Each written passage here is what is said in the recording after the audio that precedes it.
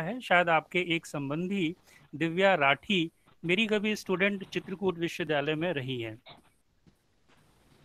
Doctor Chandrashekhar Yadav ji खास तौर पे इस कार्यक्रम का जो संयोजन कर रहे हैं, श्री श्री नारायण यादव जी, जिनके बारे में बहुत पहले से मैं जानता हूँ, देखा हूँ, और इनकी कौशल और इनकी विद्या का मैं कायल हूँ। जब आप बीएड में ट्रेनिंग कर रहे थे तब अध्ययन अध्यापन करने का आपके साथ अनुभव मिला। मैंने देखा, पहली बार में मुझे भी विश्वास नहीं हुआ, पर जब मैंने आपकी अद्भुत प्रतिभा को देखा और जिस प्रकार से आप ब्लैक बोर्ड पे लिख रहे थे, मुझे याद है आज भी वो दिन। उन 100 बच्चों में सबसे अच्छी हैंडराइटिंग आपकी थी, और उसी दिन से मुझे ये लगा कि इतना जोश, इतना जज्बा, इतना संकल्प अगर किसी व्यक्ति में है तो वह व्यक्ति क्या नहीं कर सकता है। और आज जब भी मैं आपके कार्यक्रमों में या आपके तस्वीर पे या फेसबुक पे आपके बारे में देखता हूँ, पढ़ता हूँ, तो विश्वास मानिए बहुत असीम और बहुत गौरवान्वित अपने आप को मैं महसूस करता हूँ। तो आपको भी इस कार्यक्रम के तहत जितने भी आपने दिव्यांगजनों को, उनके माता पिता को, पुनर्वास कर्मियों को जोड़ा है, आप इसके लिए साधुवाद के कायल हैं। अभी मैं यूनियन लीडर शायद मिश्रा जी को सुन रहा था, रविशंकर जी शायद थे, आपको भी सादर प्रणाम। और कुछ लोगों को जिन्होंने शायद, हो सकता है मैं चेहरा नहीं देख पा रहा हूँ, हो सकता है कुछ मेरे पुराने विद्यार्थी होंगे, कुछ सहकर्मी होंगे, कुछ नए मित्र होंगे, आप सभी लोगों को सादर अभिनंदन एवं मेरा सादर प्रणाम। सर्वप्रथम तो मैं डॉक्टर विजय शंकर शर्मा सर को और अवनीश चंद्र मिश्र सर को जो है धन्यवाद देना चाहूँगा कि उन्होंने आज मुझे ये मंच प्रदान किया है कि मैं अपनी मन की बातें अपनों से अपनों के बीच में रख सकूं। विश्वास मानिए, कोरोना संक्रमण काल में हम लोग जो है, फिजिकल डिस्टेंसिंग हम लोगों की हुई थी, सोशल डिस्टेंसिंग नहीं हुई थी।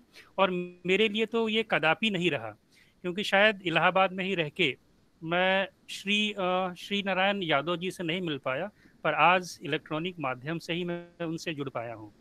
अभी कुछ दिनों पहले अवनीश सर से और विजय शंकर शर्मा सर से और कुछ मेरे पुराने मित्र बंधुओं से ये मुझे अवसर मिला कि हम लोगों ने एक ऑनलाइन वेबिनार कराया और बहुत से पुराने परिचितों से हम लोगों ने अपने मन की बात कही। इसके पहले कि मैं आप लोगों से कुछ बातचीत शुरू करूं, मैं ये कहना चाहूँगा, अब न मैं हूँ न बाकी है ज़माने मेरे, फिर भी मशहूर है शहरों में फसाने मेरे। जिंदगी है तो नए जख्म भी लग जाएंगे, अब भी बाकी है कई दोस्त पुराने मेरे। ये जो आप शायरी कहें, कविता कहें, या जो भी संदेश कहें, ये भी मैंने श्री श्री नारायण जी के फेसबुक से ही उनके किसी मित्र ने शायद उनको भेजा था, मैंने देखा। तो ये पंक्तियां काफी दिल को छू जाने वाली लगी, तो इसके लिए मैंने इसे आप लोगों के बीच में रखा। आइए आज हेलो, आइए आज हम लोग जो है देखते हैं कि जो विषय मुझे दिया गया है वो है दिव्यांगजनों हेतु शिक्षा और रोजगार के आयाम, यानी education and employment avenues for दिव्यांगजन्स। तो कुछ चीज़ें जो मैं अपने कुछ चीज़ें जो मैं अपने मन की आप लोगों तक पहुंचाना चाहता था, अगर आप लोग मुझे इजाज़त देंगे तो मैं एक प्रेजेंटेशन के माध्यम से, ज़्यादा समय नहीं लूँगा, वो मैं रखने की कोशिश करूँगा, ताकि जो मेरे विजुअल्स हैं और जो वर्बली मैं बोलूँगा वो दोनों में सिंक्रोनाइज करके शायद मैं अपनी बात आप लोगों तक सार्थक रूप से जो है पहुँचा पाऊँ। मुझे पता है यह जो विषय मुझे दिया गया है, इस विषय का जो थ्योरेटिकल ज्ञान है, कुछ न कुछ जो भी आप कहें कि थ्योरी वाइज में किताबों में जो हम लोगों ने पढ़ी है, या जो आंकड़ों की समीक्षा हम लोगों ने इंटरनेट के द्वारा या जर्नल्स के द्वारा की है, वो हम लोग पहुंचाने की कोशिश कर रहे हैं। परंतु वास्तविक में ज़मीनी स्तर पे जो कार्य श्री नारायण जी और जो उनका ये ग्रुप है अनाम स्नेह परिवार, वह कर रहा है, उसके आगे तो मेरा जो वक्तव्य है वो कुछ भी नहीं है, और वो यूं लगेगा आपको कि जैसे सूरज के सामने जो है दिया जलाना। पर चूंकि कुछ थ्योरेटिकल नॉलेज या कुछ थ्योरेटिकल जानकारियां से भी अपडेट हम लोगों को होना है, इसलिए इस विषय को मैं आप लोगों के सम्मुख रखना चाहूंगा।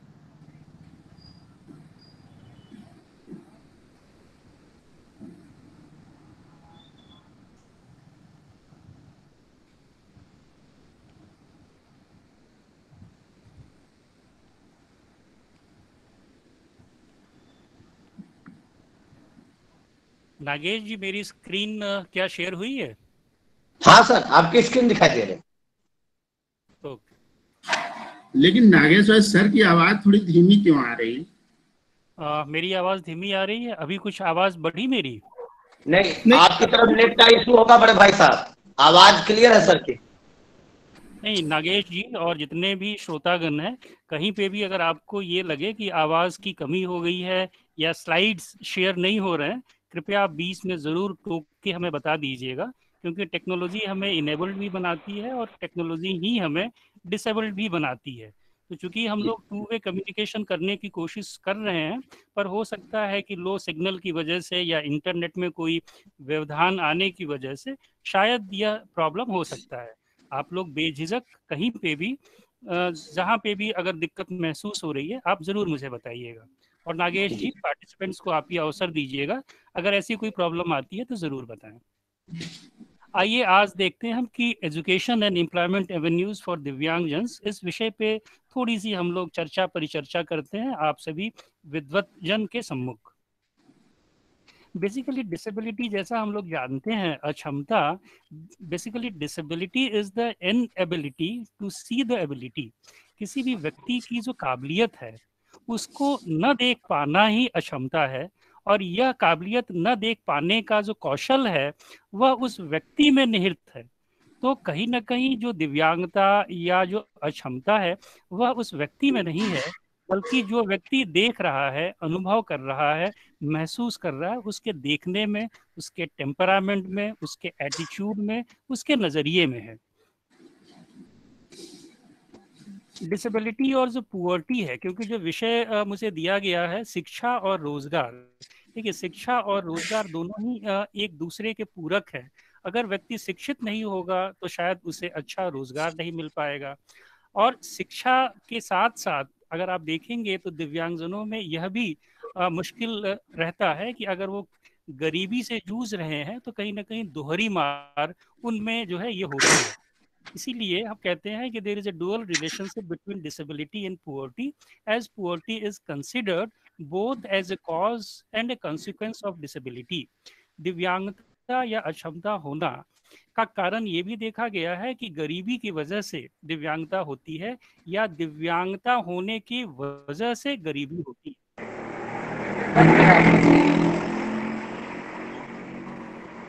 ये दोनों ही एक दूसरे के पूरक हैं, और इन दोनों में बड़ा किसी श्रोतागण का माइक्रोफोन ऑन है, मैं उससे विनम्र निवेदन करूंगा प्लीज अपने माइक्रोफोन को ऑफ कर दें, क्योंकि जैसे ही आपका नॉइज लेवल बढ़ेगा मेरी जो स्पीच है वो उसमें मास्क हो जाएगी। खास तौर पे ये देखा गया है कि जितने पुअर फैमिलीज हैं उनमें अगर कोई भी एक व्यक्ति दिव्यांग हो जाता है तो उस पूरे परिवार को जो है उसका परिणाम भुगतना पड़ता है, चाहे वो सर्विसेज की एक्सेसिबिलिटी से रिलेटेड हो या सपोर्ट सर्विसेज से रिलेटेड हो या उनकी शिक्षा से संबंधित हो। तो कहने का मतलब सार में ये है कि एक बड़ा साइक्लिक रिलेशनशिप है डिसेबिलिटी और पुअर्टी के बीच में, जिसकी वजह से जो ये सिनेरियो है ये बड़ा जटिल हो जाता है, और कहीं ना कहीं दोहरी मार उस केवल व्यक्ति तक ही सीमित नहीं रखती है, बल्कि उसके परिवार और उसके समाज तक जो है इसका फैलाव होता है। तो इसके लिए यह जरूरी है कि इन सारी चीजों को दूर करने के लिए शिक्षा का बहुत महत्वपूर्ण है। आपसे कहीं छिपा हुआ नहीं है कि किसी भी देश की जो एजुकेशन सिस्टम है वह पावरफुल तभी हो पाएगी जब उस देश के जो नागरिक हैं वो शिक्षित होंगे। इसके लिए कहा गया है कि the education system of any country is a powerful tool to build a knowledge based society. तो ज्ञान परक जो है समाज आप तभी बना पाएंगे जब आप एक सशक्त रूप में आप किसी भी वहाँ की शिक्षा व्यवस्था को सुदृढ़ करेंगे। इसमें basically access to institutions of higher education is important for persons with disabilities, since it can offer them the opportunities for employment, poverty elevation and social inclusion. अगर व्यक्ति को हम शिक्षित कर देते हैं तो न केवल उन्हें रोजगार मिलेगी, न केवल गरीबी का उन्मूलन करेगी, बल्कि एक सामाजिक, जो हम कहते हैं कि समावेशी जो है ना, समाज की भी स्थापना करे में कहीं ना कहीं इसमें अग्रणी भूमिका निभाएगी। इसके लिए ये बहुत महत्वपूर्ण है कि हम अपने जो शिक्षा की जो व्यवस्था है उसे सुदृढ़ बनाएं।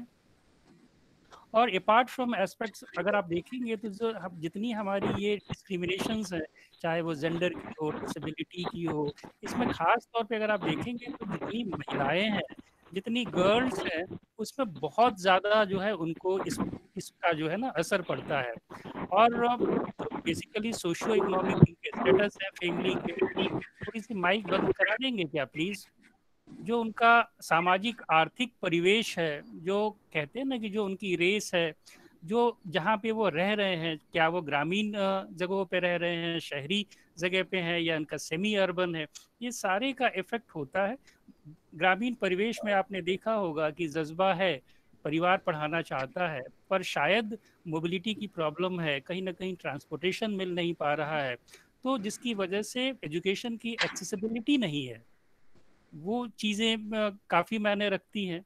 अभी जो आपका नेशनल एजुकेशन पॉलिसी 2020 आया है, इसमें बहुत सी नए आयाम उभर के आए हैं, और ये उम्मीद किया जा रहा है कि जो परंपरागत हमारी शिक्षा व्यवस्था है वह काफ़ी सुदृढ़ हो जाएगी जब इफेक्टिव रूप से राष्ट्रीय शिक्षा नीति का निरूपण किया जाएगा। हमें पता है कि जिस समाज में हम रह रहे हैं उसका जो प्रेजेंट है वो ये कहता है कि the purpose of the present is to promote, protect and ensure. Promote करना है, हमें आगे बढ़ाना है, हमें सुरक्षा देनी है, प्रोटेक्ट करना है, और हमें इंश्योर करना है, सुनिश्चित करना है कि चाहे वो दिव्यांग हो, चाहे वो सकलांग हो, कोई भी व्यक्ति हो, वह क्या करे, जितने भी मानवीय अधिकार हैं उसका वो पूरी तौर पे और समान रूप से उसको एंजॉय कर पाए, उसका उपयोग कर पाए, जितने उसके फंडामेंटल फ्रीडम्स हैं वह सारे को दे पाए, और जो उसकी इनहेरिटेड डिग्निटी है, जो उसका स्वविवेक है, उस पर किसी प्रकार का कोई समझौता न करने पाए। और ये तभी हो पाएगा जब हमारा, कहते हैं कि जो हमारा विजन ऐसा होना चाहिए कि जो हमारा समाज है, जो हमारा वैश्विक समाज जिसे हम बनाने की कोशिश कर रहे हैं, उसमें जो दिव्यांग व्यक्ति हैं वह भी उस सोसाइटी के, उस समाज के एक इंटीग्रल पार्ट हो, एक अभिन्न जो है अंग के रूप में हम उन्हें देखें, उन्हें शामिल करें। और ये तभी हम दे पाएंगे जब हम उनको इक्विटेबल एक्सेस करेंगे अपॉर्चुनिटीज़ का। अवसर जो हमारे लिए हैं वही अवसर हम उन्हें भी देंगे, जो सेवाएं, जो सुविधाएं हम अपने लिए ले रहे हैं उनको भी देंगे, और उनको ऐसा हम बनाएंगे, उसको ऐसा हम सशक्त करेंगे, इनेबल करेंगे कि वो हमारे समाज में पूर्ण रूप से सहभागिता कर पाए, और अपने जीवन को इस तरीके से जिए जिसे कहते हैं ना कि to live life to the fullest, यानी अपने जीवन को बहुत आनंदमय तरीके से पूरा जीवन यापन करें। इस प्रकार का हमारा विजन रहना चाहिए। इसके लिए अगर आप देखेंगे खास तौर पर शिक्षा को ध्यान में रखते हुए, तो ऐसा नहीं है कि दिव्यांगों की शिक्षा का प्रचार प्रसार अभी हो रहा है। अगर आप देखेंगे तो हमारे जितने भी पंचवर्षीय योजनाएं बनी है, वह पंचवर्षीय योजनाओं में भी इनका समावेश बहुत पहले से रहा है। बहुत पहले से जो सरकार है वो प्लानिंग करती रही है और इनका क्रियान्वयन करती रही है। कहीं ना कहीं यह दिक्कत ज़रूर होती है कि जो प्लानिंग की गई है, जो पॉलिसीज़ बनाई गई और जो धरातल पे जिनका क्रियान्वयन किया गया, उसमें कहीं ना कहीं तालमेल नहीं रह पाया। Welfare, employment and education of persons with disabilities have always been considered to be the integral components in the planning process of India. Bharat का जो ये प्लानिंग कमीशन है, प्लानिंग कमीशन ने हमेशा ही दिव्यांगों के वेलफेयर के लिए, उनके रोजगार के लिए, उनके शिक्षा के लिए प्राथमिकता दी है। यह डॉक्यूमेंटेड है। जो पहला वहाँ प्लानिंग कमीशन हुआ था 1951 से लेके 56 तक, जो पहली पंचवर्षीय योजना हुई थी, उसमें यह हाईलाइट किया गया था, और एक नेशनल, एक राष्ट्रीय एडवाइजरी काउंसिल बनी थी, और वो एक्सक्लूसिवली बनी थी for the education of handicap, और उसमें जो है ये सारी चीज़ें उल्लेख की गई थी। सेकंड में कुछ खास काम नहीं हो पाया, पर जब थर्ड पंचवर्षीय योजना आई 1961 से लेकर 66 तक, तो उसमें ये खास तौर पे महसूस किया गया कि यह ज़रूरत है कि ऐसे दिव्यांगों के लिए वोकेशनल एजुकेशन की इस्टेब्लिशमेंट की जाए और स्पेशल एम्प्लॉयमेंट एक्सचेंज जो है वो बने, और इसको बनाया गया। चौथी पंचवर्षीय योजना में भी 9 एम्प्लॉयमेंट एक्सचेंज एक्सक्लूसिवली दिव्यांगों के लिए बनाए गए। फिर 1974 में आप जानते ही हैं कि scheme on integrated education of disabled children यानी IEDC बनी, और बहुत से ऐसे इश्यूज हैं जो कंसर्न करते थे शिक्षा से लेके, सामाजिक न्याय से लेके, इंफ्रास्ट्रक्चर से के डेवलपमेंट को लेके, इस सारी चीज़ों को लेके किस तरीके से जो मोबिलिटी है, स्कॉलरशिप्स है सेंट्रल गवर्नमेंट की तरफ से, स्टेट गवर्नमेंट की तरफ से, यह सारे को देने के लिए, और साथ ही साथ जो वोकेशनल जो रिहेबिलिटेशन करने की ज़रूरत के ऊपर बहुत ध्यान दिया गया, और इसमें काफ़ी कार्य हुए उस समय भी। उसके उपरांत आप देखेंगे कि जो छठी पंचवर्षीय योजना आई जो 1980 से लेके 85 के मध्य थी, उसमें प्रोविज़न किया गया स्कॉलरशिप देने के लिए केंद्रीय सेक्टर के द्वारा, और साथ ही साथ रिजर्वेशंस दी गई ग्रुप सी और ग्रुप डी के जॉब्स में, जिसमें दृष्टिहीनों के लिए, बधिरों के लिए तथा शारीरिक रूप से अक्षम व्यक्तियों के लिए। और जो सबसे अच्छी चीज़ सातवीं पंचवर्षीय योजना में आई जो 1985 से लेकर 90 तक के मध्य थी, उसमें एडिप स्कीम को लॉन्च किया गया। ये स्कीम बहुत सशक्त रूप में प्रभावी उस समय भी हुई, और इस स्कीम के आने के कारण जितने भी ऐसे दिव्यांगजन हैं उनके लिए चाहे वो उपकरण हो, एड्स एंड अप्लायंसेस का परचेज करना हो, फिटिंग करना हो, उनके ज़रूरत के अनुसार चिन्हित किया गया और उनको दिया गया।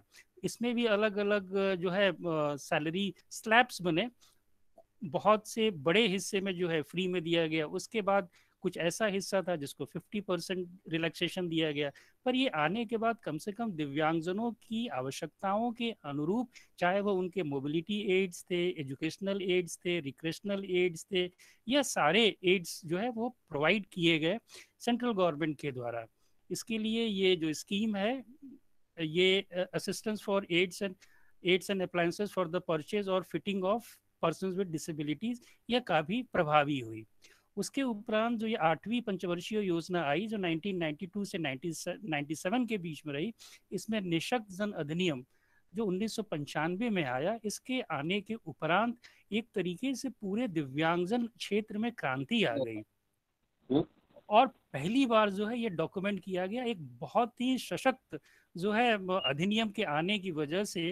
पहले जो एक कहते हैं ना कि एक आप ऐसा कह सकते हैं कि एक पैराडिम शिफ्ट हुई। ये जो पहले था कि एक वेलफेयर बेस्ड जो अप्रोच था, वो जो सहानुभूति वाला था, सहानुभूति से कहीं ना कहीं समानुभूति की तरफ जो है लोगों का नजरिया हुआ, और ये हुआ कि नहीं उनका हक है, और ये चीज़ों में काफ़ी जो है बढ़ावा दिया गया, और इस एक्ट का बहुत सफल तरीके से इम्प्लीमेंट करने की कोशिश की गई। और जो नौवीं पंचवर्षीय योजना है जो 1997 से 2002 तक रही, इसमें रिजर्वेशन दिया गया पहली बार। पहले सी और डी ग्रुप्स में दिया जाता था, इस बार जो है ए और बी ग्रुप्स को भी जोड़ा गया। हालांकि कैटेगरीज वही थी 3%, 1% ब्लाइंड के लिए, 1% डेफ के लिए, और 1% ऑर्थोपेडिकली हैंडीकैप्ड के लिए। उसी तरीके से जो 11वीं पंचवर्षीय योजना आई जो 2007 से लेकर 2012 तक रही, उसमें बहुत आप जो मेजर चेंज उसमें ये हुआ कि एक ministry of social justice and empowerment के अंडर में 2 डिविजन्स बनाए गए, और उसमें से एक सेपरेट डिवीजन बनाया गया, डिसेबिलिटी डिवीजन, ताकि ये जरूरत महसूस की गई कि वेलफेयर का एक पार्ट है, परंतु डिसेबिलिटी सेक्टर को अलग करना है ताकि इसको हाईलाइट किया जा सके, और जो भी दिव्यांग हैं उनकी एक्सेसिबिलिटी को, बैरियर फ्री इन्वायरमेंट को, स्कॉलरशिप्स को, फेलोशिप्स को, हॉस्टल फैसिलिटीज़ को, रेमेडियल कोचिंग्स को, और जो दूसरे अन्य मेजर्स हैं, इनके लिए एक अलग से डिपार्टमेंट या विभाग होना बहुत ज़रूरी है। और वह विभाग की यह जवाबदारी होगी कि वह सुनिश्चित करेंगे कि दिव्यांगजनों का शिक्षण, प्रशिक्षण, रोजगार, यह सारा चीज समान रूप से दिया जा सके। और इसने जो है बहुत एम्फोसिस जो है क्रिएट किया कि इसमें crucial issues making academic institutions barrier free with provisions of braille books and sign language interpreters। इस तरीके से सुनिश्चित किया गया कि जितने भी इंस्टीट्यूशंस हैं, एकेडमिक इंस्टीट्यूशंस हैं, शिक्षण संस्थान हैं, वह बाधा रहित होने चाहिए। बाधा रहित में यहाँ पे बेसिकली फिजिकल बाधा तो खैर दूर करना ही है, चाहे रैम्प्स बना के करें, रेलिंग्स बना के करें, लिफ्ट लगा के करें, परंतु जो कहते हैं ना टेम्परामेंट बेस्ड जो ये है बैरियर है, जो नज़रिया से संबंधित जो अवरोध है, जो डिस्क्रिमिनेशन है, वह नहीं होने चाहिए। अगर कोई व्यक्ति या कोई बच्चा बधिर है तो उसके लिए उसके भाषा के अनुरूप, यानी भारतीय सांकेतिक भाषा के कहते हैं ना द्विभाषीय या अनुवादक, उन पे जोर दिया गया, ब्रेल बुक्स पे जोर दिया गया, टॉकिंग बुक्स पे जोर दिया गया, और टेक्नोलॉजी किस प्रकार से असिस्ट कर सकती है दिव्यांगजनों के शिक्षण तथा प्रशिक्षण में, इसके ऊपर काफ़ी कार्य किया गया। और अभी हाल में ही जानते ही आप लोग कि अभी जो RPWD एक्ट 2016 आए, उसमें जो है दिव्यांगताओं की जो अधिकृत दिव्यांगताओं की जो सूची है उसको बढ़ा के 21 कर दिया गया। तो खास तौर पे अभी दिव्यांगता का जो क्षेत्र है वो बहुत वृहद हो गया है, और इस क्षेत्र में कार्य करने की, पुनर्वास करने की एक बहुत बहुत गहन आवश्यकता हो गई है। बहुत ही कम जो है सही रूप में पुनर्वास कर्मी अभी तक प्रशिक्षित हो पाए हैं। बहुत ज़्यादा मात्रा में प्रशिक्षण की ज़रूरत है, और वह प्रशिक्षण केवल किताबी ज्ञान तक नहीं, बल्कि सबसे पहले तो उनके नज़रिए में, उनके सोच में और उनके कौशल में होना बहुत ज़रूरी है। तब जाके जो है वह दिव्यांगजनों के जीवन को एक सुदृढ़ कर पाएंगे। आप कहते हैं ना कि वो एक अच्छे मार्गदर्शक के रूप में, एक अच्छे पुनर्वास कर्मी के रूप में, एक अच्छे फैसिलिटेटर, यानी कि बेसिकली जो पुनर्वास कर्मी है, खास तौर पे जो शिक्षक हैं, वह क्या कर रहे हैं कि उन्हें रास्ता दिखा रहे हैं, उनको फैसिलिटेट कर रहे हैं। उनके अंदर पोटेंशियल्स हैं, पर बेसिकली जो उनकी ज़रूरतें हैं, जो उनकी नीड्स हैं, जो उनकी आवश्यकताएं हैं, उसके अनुरूप वो अनुकूलन कर रहे हैं, और अनुकूलन करके उनको हर क्षेत्र में, और फिर उनको वो सुदृढ़ बनाने की कोशिश कर रहे हैं, और इस प्रकार से वो उनको तैयार करने की कोशिश कर रहे हैं कि एक बहुत ही हसमुख जीवन जो है वो अपना ये कर सके, ताकि वो एक समाज के अभिन्न अंग बन सके। चैलेंजेस और इश्यूज तो बहुत से हैं। डेटाज अगर आप देखेंगे तो जो लिटरेसी का जो परसेंट है दिव्यांगजनों का, और उसमें जो हायर एजुकेशन में जो गए हैं वह बहुत कम है। खास तौर पे अगर आप इस डेटा को देखेंगे तो बहुत चौंकाने वाला है, और इस डेटा से यह भी हमें पता चलता है कि कहीं ना कहीं अभी भी जो फीमेल्स का जो ग्रुप है वह मेल्स की अपेक्षा में बहुत कम है। बहुत से बैरियर्स हैं, चाहे वो फिजिकल बैरियर्स हैं, आर्किटेक्चुअल बैरियर्स हैं, कम्युनिकेशन बैरियर्स हैं, साइकोलॉजिकल बैरियर्स हैं, सोशल बैरियर्स हैं, या एटीट्यूडनल बैरियर्स हैं। तो इन्हें दूर करने की आवश्यकता है।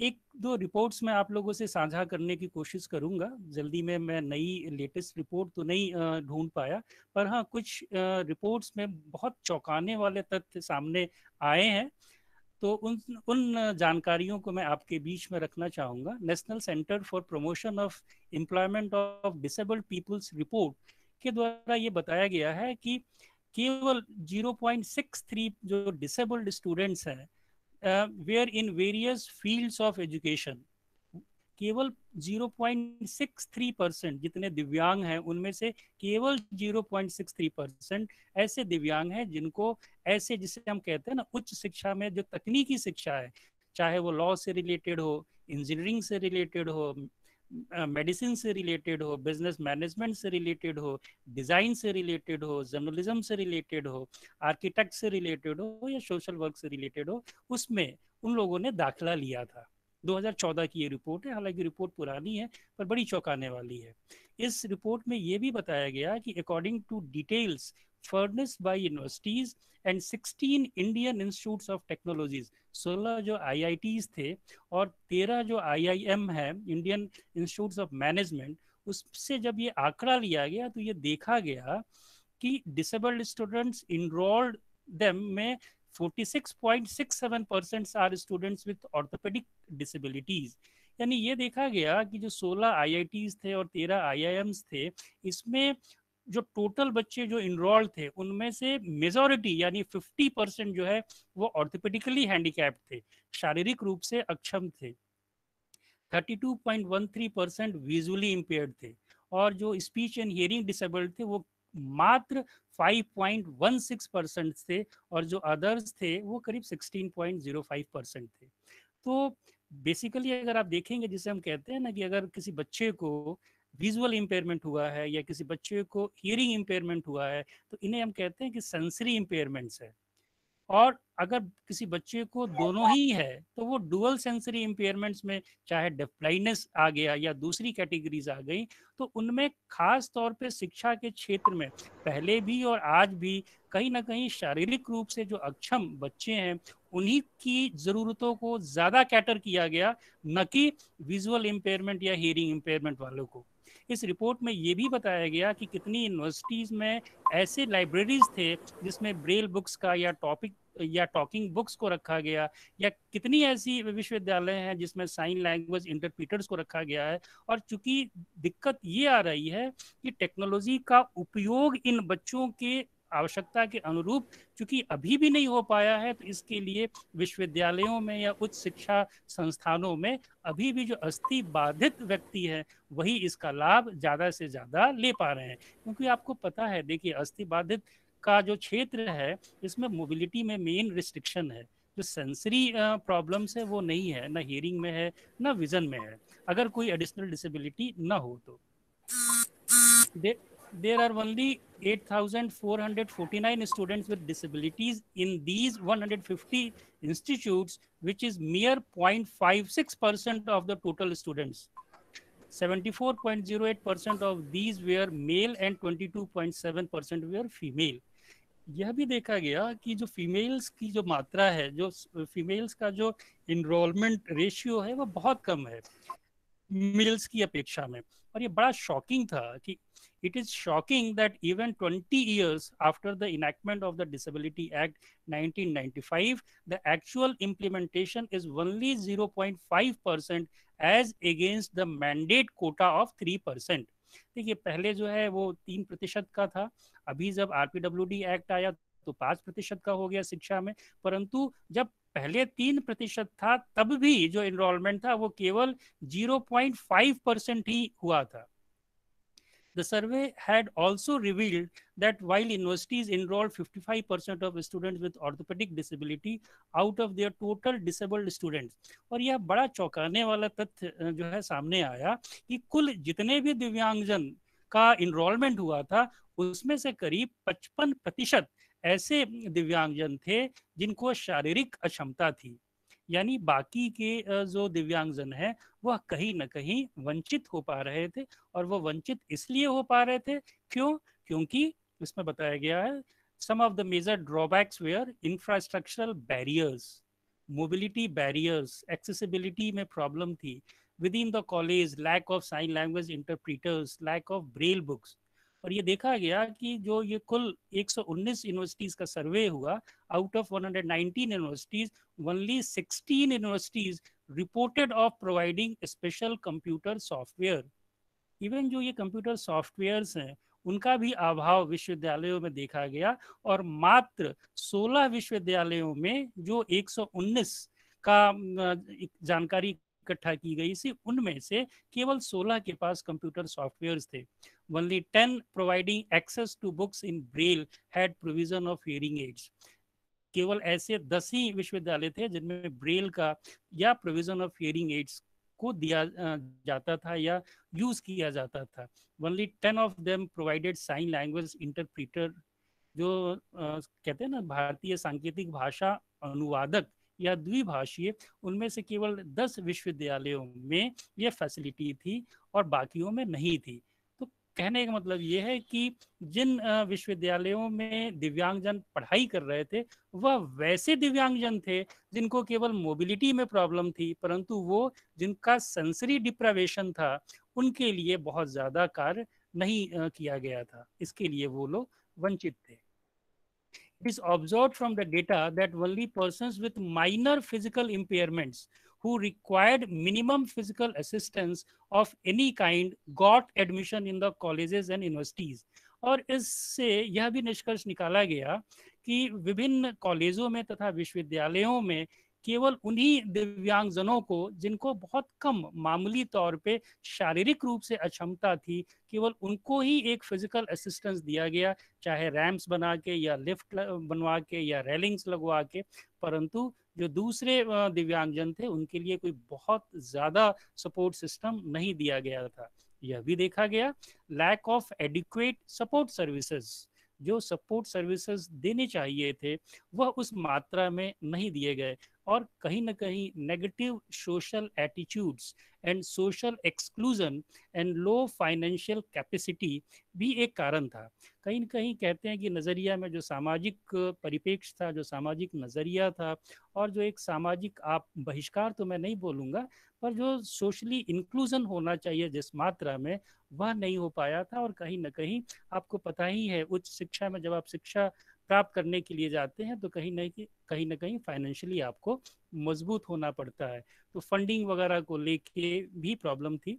और जो एकेडमिक लाइब्रेरी सर्विसेज हैं विजुअली चैलेंज के लिए या हियरिंग चैलेंज के लिए, वो काफ़ी इनएडुकेट थी, बहुत ज़्यादा बदलाव नहीं किए गए थे, सॉफ्टवेयर्स का अभाव था। ये सारे कारण इस परिणाम, इस सर्वे में, ये जो है इस रिपोर्ट में निकल के आए हैं।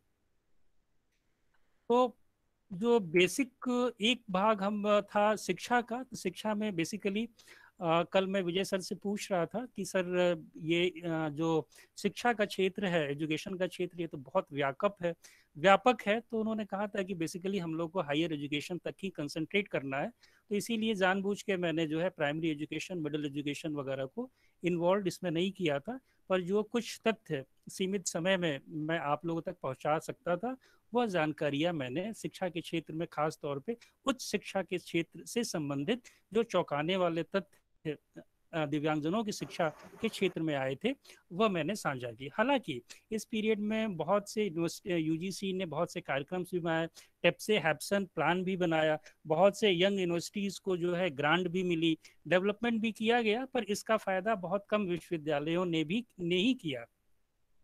सेंटर्स भी बनाए गए, centres for promotion of disabilities studies, बहुत कम विश्वविद्यालयों ने इसका जो है शुरुआत की, खास तौर पे इग्नू वगैरह में और 3-4 और विश्वविद्यालयों में बनी। और अभी जो है सारे सेंट्रल यूनिवर्सिटीज जो है इसको अडॉप्ट कर रहे हैं और इसका उपयोग कर रहे हैं। आगे आने वाले दिनों में उच्च शिक्षा काफी जो है सुदृढ़ होगी, और खास तौर पे दिव्यांगजनों। अरे चित्रकूट में तो आप ही लोगों ने किया।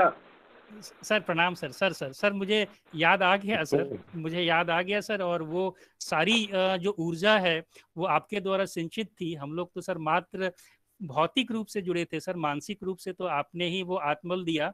मुझे आज भी वो दिन याद है सर, ददुआ जी का जमाना था, और 5 बजे से आप कार्य शुरू कराते थे, और रात को 11-12 बजे मैं और डॉक्टर विजय शंकर शर्मा सर जब बाइक से सर जो है आते थे हम लोग कांच के मंदिर से करवी, तो हालांकि अंदर से डर तो लगता था पर मनोबल बड़ा था।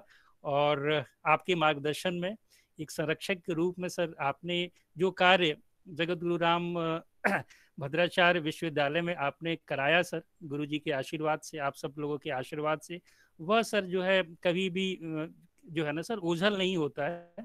और आज भी सर वो आपने एक नमूना सर जो है कीर्तिमान आपने सर स्थापित किया है, और इसमें कोई दो मत नहीं है इस खुले मन से मुझे स्वीकार करने में कि सुबह 10 बजे से लेके 5 बजे तक तो आप एडमिनिस्ट्रेटिव कार्य एज ए रजिस्ट्रार करते थे। उसके बाद जो मेन कार्य है, किस प्रकार से आप प्लान ऑफ एक्शन बनाते थे, रोड मैप बनाते थे, अगले 5 साल में कहाँ लेके जाना है, और कुछ 5 सालों को आपने टुकड़े में विभाजित किया था। आगे 6 महीने में जो बहुत अर्जेंट वर्क है, उसके 1 साल के बाद जो उससे थोड़े से ज्यादा अर्जेंट है, इस तरीके से करके सर आपने डिवाइड करके एक एक करके अपने पूरी उस संकल्पना को सर भली भांति से सर परिभूत किया। और आज जो वहाँ पे सारी चीजें हो रही हैं, चाहे सर वो हियरिंग इम्पेयरमेंट का डिपार्टमेंट हो, विजुअल इम्पेयरमेंट का डिपार्टमेंट हो, मैं वो दिन नहीं भूल रहा हूँ सर जब हम लोग मॉडल स्कूल जब बन रहा था, उस समय सर अभी डेंटिंग पेंटिंग का कार्य हो रहा था। तो किस तरीके से हम लोगों ने जो वहाँ के दरवाजे हैं उनको सर हम लोगों ने वाइट बोर्ड बनाया था।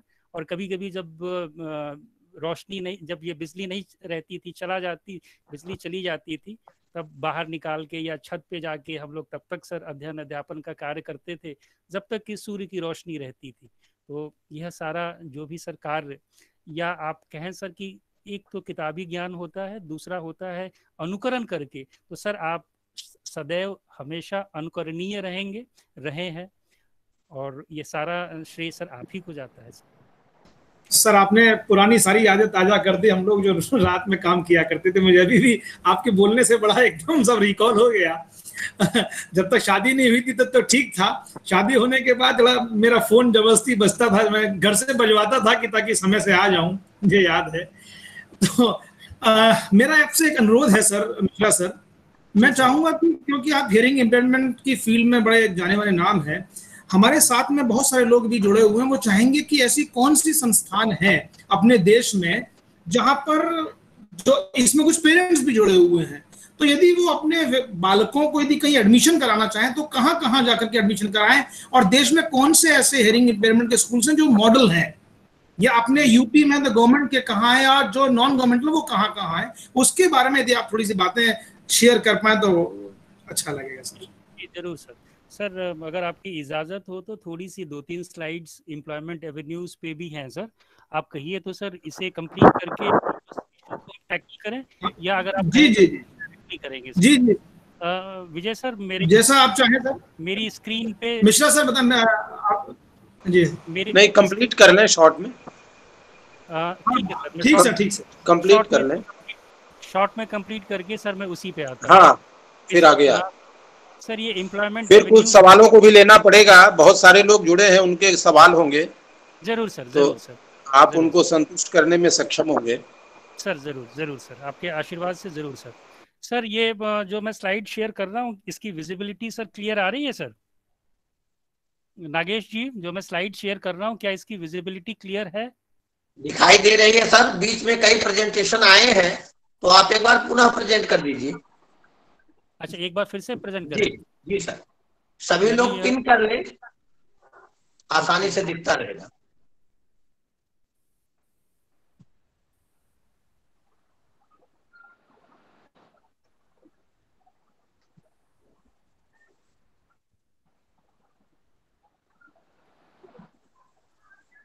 अभी स्लाइड सामने नहीं आई।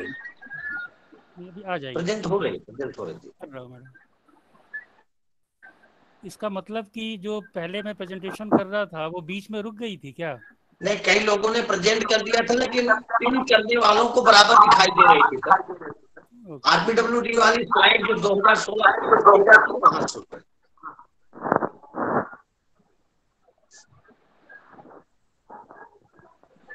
ओके, अभी क्लियर आ रही है राजेश जी? जी सर, जी सर। एम्प्लॉयमेंट एवेन्यूज में रोजगार के अवसर या रोजगार के आयाम में अगर आप देखेंगे तो इसको एक बहुत जो है धरातल के हिसाब से अगर आप देखेंगे तो बेसिकली इसको आप अलग अलग कैटेगरीज में डिवाइड कर सकते हैं। पब्लिक जॉब या गवर्नमेंट जॉब्स का है, फिर प्राइवेट जॉब्स का है, फ्रीलांसर्स का है। फ्रीलांसर्स में भी कुछ ऐसे जॉब्स हैं जो एग्रीकल्चर बेस्ड हैं, कुछ ऐसे हैं जो नॉन एग्रीकल्चर बेस्ड हैं। तो बहुत डिटेल में इस पे हम लोग नहीं जाएंगे, बहुत एक ब्रीफ में देखते हैं। आपको पता ही है कि आरपीडब्ल्यूडी एक्ट में जो रिजर्वेशंस हैं जॉब्स के लिए, वो नहीं, जॉब वाली बात तो कर दीजिए। जी जी कर रहा हूँ सर। तो सर आरपीडब्ल्यूडी एक्ट 2016 में सर जो है रिजर्वेशंस बढ़ गए हैं सर, ये इंक्रीज हो गए हैं, 3% से बढ़ के 4% हो गए हैं। और ख़ास तौर पे सर इसमें दिक्कत ये आती है कि गवर्नमेंट ने जो है आइडेंटिफाई किए हुए हैं बहुत से पोस्ट, बहुत से जॉब अलग अलग सेक्टर्स में, पर उनकी जो इनलिस्टमेंट है वो अभी वो कर रहे हैं, पर वो रेगुलर बेसिस पे नहीं हो पा रही है। अगर रेगुलर बेसिस पे होने लगे तो कम से कम ये फायदा होगा कि बहुत सारी जानकारियां जो है वह उन लोगों तक पहुंच पाएगी कि किस सेक्टर में कौन कौन से जॉब जो है वो आइडेंटिफाई किए गए हैं। हालांकि वो हुआ है, हो रहा है, पर उसका रेगुलर अपडेशन नहीं हो पा रहा है। और ख़ास तौर पे ये देखा जाता है कि जो जॉब्स के लिए जो रिक्रूटमेंट निकली वह बहुत ज़रूरी रहती है कि जो बैकलॉग है उसका रिव्यू प्रत्येक 3 वर्ष में किया जाए, ताकि जो है वो फिर से एग्जिस्टेंस में आ पाए। सर मैं देख रहा था एक डेटा में कि जो जापान गवर्नमेंट है, हालांकि उन लोगों का जो रिजर्वेशन है जॉब्स में वो बहुत ज़्यादा नहीं है, वो नियर अबाउट 1.898% है, यानी करीब करीब 2% ही है। वो केवल 2% ही है, पर उनका जो कॉम्प्लायंस है वो बहुत तगड़ा होता है सर। क्योंकि कॉम्प्लायंस में वो लोग ये देखते हैं कि वो बहुत स्ट्रिक्ट हैं और बहुत रेगुलर हैं, किस किस सेक्टर से, किस किस डिपार्टमेंट से कॉम्प्लायंस नहीं ली गई है तो वो बड़ा उसके लिए जो है सर सख्ती करते हैं। तो इस तरीके की जो चीज़ें हैं वो अगर हमारे देश में भी जो है जो बैकलॉग वैकेंसीज हैं वह निकलती रहें और उसका कॉम्प्लायंस लिया जाए तो बहुत वृहद पैमाने पे जो है ये दिव्यांगजनों को इसका लाभ हो सकता है। खास तौर पे जो प्राइवेट सेक्टर है सर, प्राइवेट सेक्टर में जैसा हम लोग जानते हैं कि प्राइवेट सेक्टर बहुत कॉम्पिटिटिव है।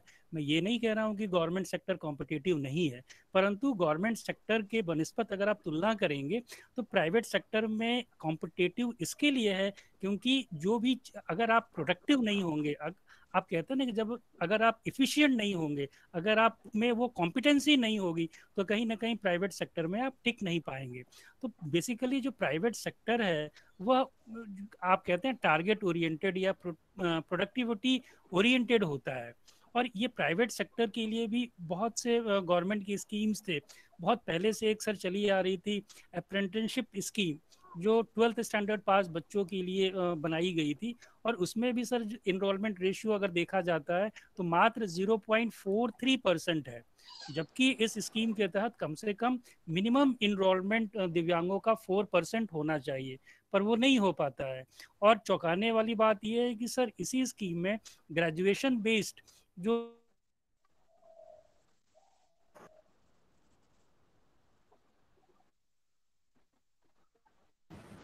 मिश्रा सर की आवाज चली गई, शायद नेटवर्क का कुछ इशू है, शायद उनके दूसरे फोन पे कोई फोन आ गया होगा। नागेश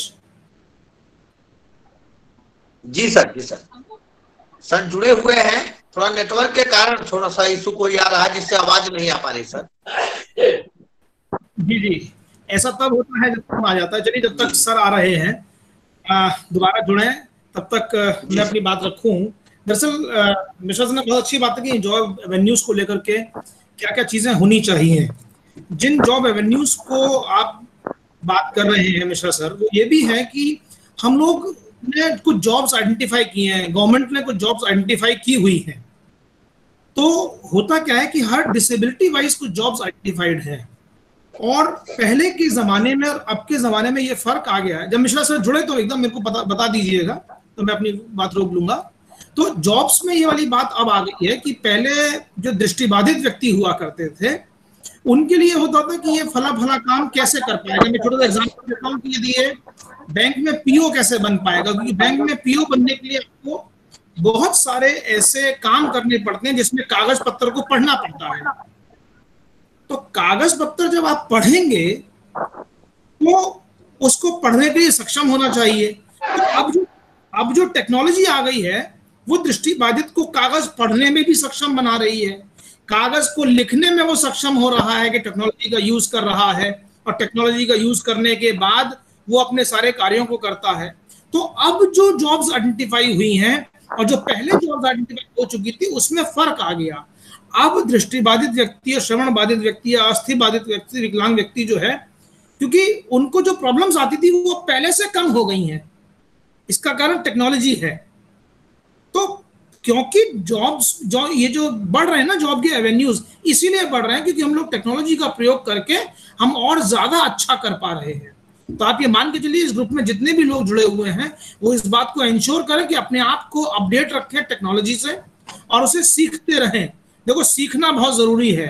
आपके पास मोबाइल है, उसका जितना अच्छे से अच्छा प्रयोग कर सके आप करिए, सीखिए नई नई बातों को, यूट्यूब पे लेक्चर देखिए, लेक्चर सुनिए, और जितनी सामग्री आप प्राप्त कर सकते हैं उन सामग्री को प्राप्त करके अपने लिए जॉब के एवेन्यूज को स्वयं बढ़ाइए। देखिए, आ गए मिश्रा सर? आ गए क्या? अभी नहीं सर, अभी नहीं। अच्छा, तो जॉब्स के एवेन्यूज को बढ़ाना बहुत इंपॉर्टेंट है, और उसमें जो भी सरकारी प्रयास होंगे वो तो होंगे क्योंकि उसमें हमारा बहुत से नहीं है। हाँ, जब हम अपना बात कह पाएंगे तो अपनी बात रखेंगे, लेकिन फिलहाल जो अपने लेवल पे जो कार्य आ रहा है वो ये है कि हम अपने आप को सक्षम करें। अभी मिश्रा सर ने एक बात बहुत अच्छी कही थी कि हम लोग ट्रेन अपने आप को करें, हम लोग वो एवेन्यूज क्रिएट करना चाहेंगे अब किसी तरह से जॉब पाने के लिए, ताकि व्यक्ति हमको जॉब दे। हम इस बात के लिए अपने आप को सक्षम बनाएं। ये बहुत महत्वपूर्ण है। अच्छा, सक्षम बनाने के लिए आप हम लोगों के, जो मैंने पहले भी इस बात को एक बार जिक्र किया था इसी फोरम पर, कि ये मान करके चलिएगा कि जरूरी नहीं है कि हम लोगों को सरकारी नौकरी मिल ही जाए। आप सोच के देखिए, सरकारी नौकरी का जो रेशियो है आज की डेट में, यदि हम सरकारी नौकरी की बात करते हैं तो हम यूपी को और यदि हम लोग सेंट्रल गवर्नमेंट को मिला दें तो 2-2.5 करोड़ नौकरियां होंगी, और यूपी और इस तरफ को मिलाएंगे तो हमारे पास संख्या बहुत ज्यादा है। तो हम यदि सारे स्टेट्स को मिला देते हैं तो 4 से 5 करोड़ लोगों से ज्यादा सरकारी नौकर हमारे देश में उपस्थित नहीं है। पॉसिबल ही नहीं है सब लोगों को नौकरी दे पाना। तो अभी हमारे पास एक दायित्व ये भी होना चाहिए, श्री नारायण जी, आपका ध्यान में इस बात ध्यान दिलाना चाहूंगा कि हम लोगों को एनजीओ के माध्यम से जो भी दिव्यांगजन है उनको कुछ स्किल ट्रेनिंग करानी पड़ेगी, जिससे वो अपने स्किल्स को सीख जाएं, जिससे वो एंटरप्रेन्योरशिप सीख जाएं, कौन सा काम कर सकते हैं। देखिए, मैं ये नहीं कहता हूं कि कोई काम खराब होता है, यदि कोई आदमी पंचर बनाना भी सीख जाता है तो कम से कम भरण पोषण तो करेगा। कोई आदमी एक ऐसी जगह पर पहुंच करके यदि उसको सिखा दें, हम लोग उसको काष्ठ कला का काम सिखा दें, हम उसको तमाम ऐसे काम सिखा दें जिससे वो काम सीख करके अपना काम खुद करने लगे। यदि मान लीजिए कि देखिए, हम इसी ग्रुप में इतने सारे लोग बैठे हैं, कुछ लोग सरकारी नौकरी में हैं और कई लोग सरकारी नौकरी में नहीं, कई लोग प्राइवेट जॉब भी कर रहे हैं। कल मेरे पास इसी ग्रुप से एक मित्र का भी फोन आया था, उसने एक बात कही थी, सर अभी नौकरी नहीं मिल पा रही तो मैंने अपना बिजनेस शुरू कर लिया है। तो ये जो बिजनेस के स्किल्स हैं, इसको सिखाने के लिए यदि कोई पॉसिबिलिटी होगी तो जरूर उसको अपनाया जाना चाहिए। तो ये मेरा मिश्रा सर की बात में समर्थन था। एक बार यदि मैं आप में से कोई यदि हो सक्षम तो यदि मैं या आप यदि कंटिन्यू करें श्री नारायण जी, तो मैं मिश्रा सर को दोबारा लेने की कोशिश करता हूं फोन पर। आप जरा कंटिन्यू करें श्री नारायण जी।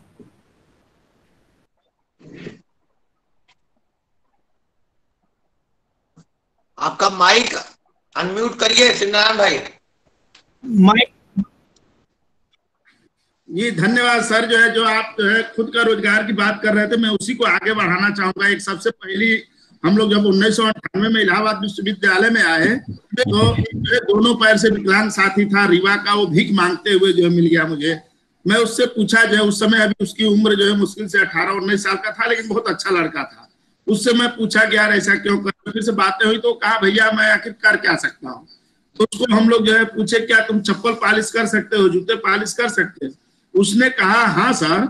और उस समय मात्र 470 रुपए में पूरे जूते पॉलिश का जितना सामान आता है सब हम लोगों ने उसको, और सिविल लाइंस बस अड्डे के जस्ट सामने इनकम टैक्स के बगल में एक हनुमान मंदिर का वो है, उसी के बगल में हम लोग उसकी दुकान। और बाद में डेली जो है उस जमाने में जो है मतलब, हेलो सर,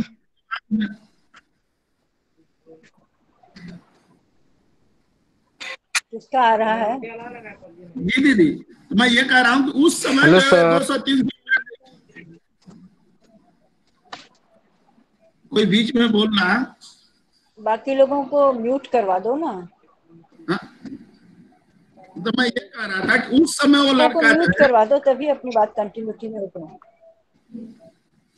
नागेश भाई देखिए थोड़ा सा, मैं म्यूट कर रहा हूँ, आप कंटिन्यू करिए। मैं ये कह रहा था कि उस समय वो लड़का जो है सर 200-300 रुपया पर डे कमाने लगा, मतलब 1999-2000 फिर से वो 2 साल के बाद जो है अच्छा खासा उसके घर वाले उसकी शादी कर दिया और वो रीवा ही चला गया वापिस। जो है कि भैया मैं अब ये काम, इसमें क्या शर्म है। आप ट्रेन में देखते हो कभी भी जो कोई लड़का जो है, चाहे आदमी बेचने वाला मूंगफली एक जो है बैग में लिया रहता है, उसी से उसका पूरा परिवार चलता है। हमारे विकलांग साथी तमाम ऐसे इलाहाबाद में जिनको हम लोग जो है दुकानें बना के देते हैं। हम लोग तो भाई गुटखा का विरोध करते हैं कि नहीं बेचेंगे, लेकिन उनका उससे रोजी रोटी चलता है, हम लोग खुद रहने इस्तेमाल करते, लेकिन जो है मैं देखा उनका अच्छे से परिवार चल रहा है। तो हमें लगता है कि जो है रियल में जो है सरकार या कोई भी देश की सरकार सबको रोजगार तो जो है सरकारी नौकरी तो दे नहीं सकती, लेकिन हाथ पैर यदि सही है या इच्छा शक्ति सही है, हाथ पैर नहीं भी सही हो यदि इच्छा शक्ति सही हो, तो हमें लगता है कि आदमी अपना परिवार पाल सकता है। और इसका जो है छोटे छोटे प्रयास हम लोग करके देखे भी हैं।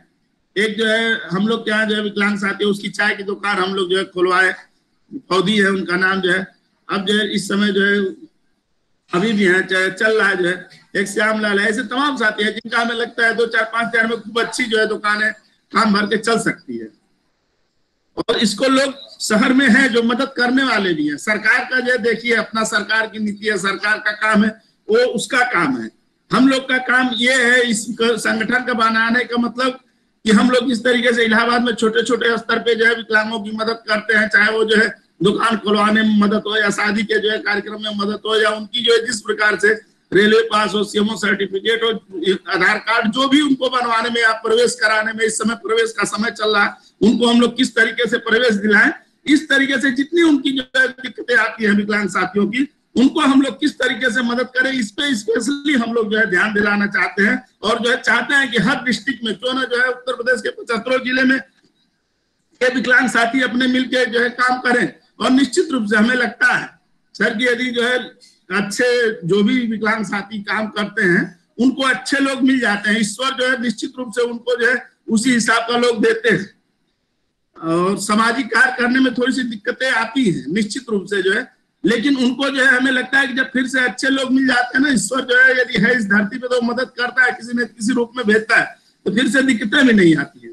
हम लोग जो है इलाहाबाद में जो शादी का कार्यक्रम कराते हैं 12 से 18 लाख रुपए उसमें खर्च आता है, इसी शहर के लोग देते हैं, ये नहीं है कि किसी के पास मांगने जाते हैं। जो दुकानें हम लोग हर साल बनवा के देते हैं, ट्राईसाइकिल पे दुकानें हम लोग बनवा के देते हैं, ग्रुप में अभी नहीं डालते हैं, किसी दिन आप लोग देखेंगे तो आश्चर्य होंगे, ट्राईसाइकिल हम लोग विभाग से लड़के जबरदस्ती ले लेते हैं, वो सब ऑटोमेटिक दे देते हैं, जानते हैं कि अच्छे काम में दे रहे हैं। और दुनिया का कोई कितना भी खराब आदमी हो, देश का लुटेरा वो भी चाहता है कि हम अच्छे कामों में मदद करें।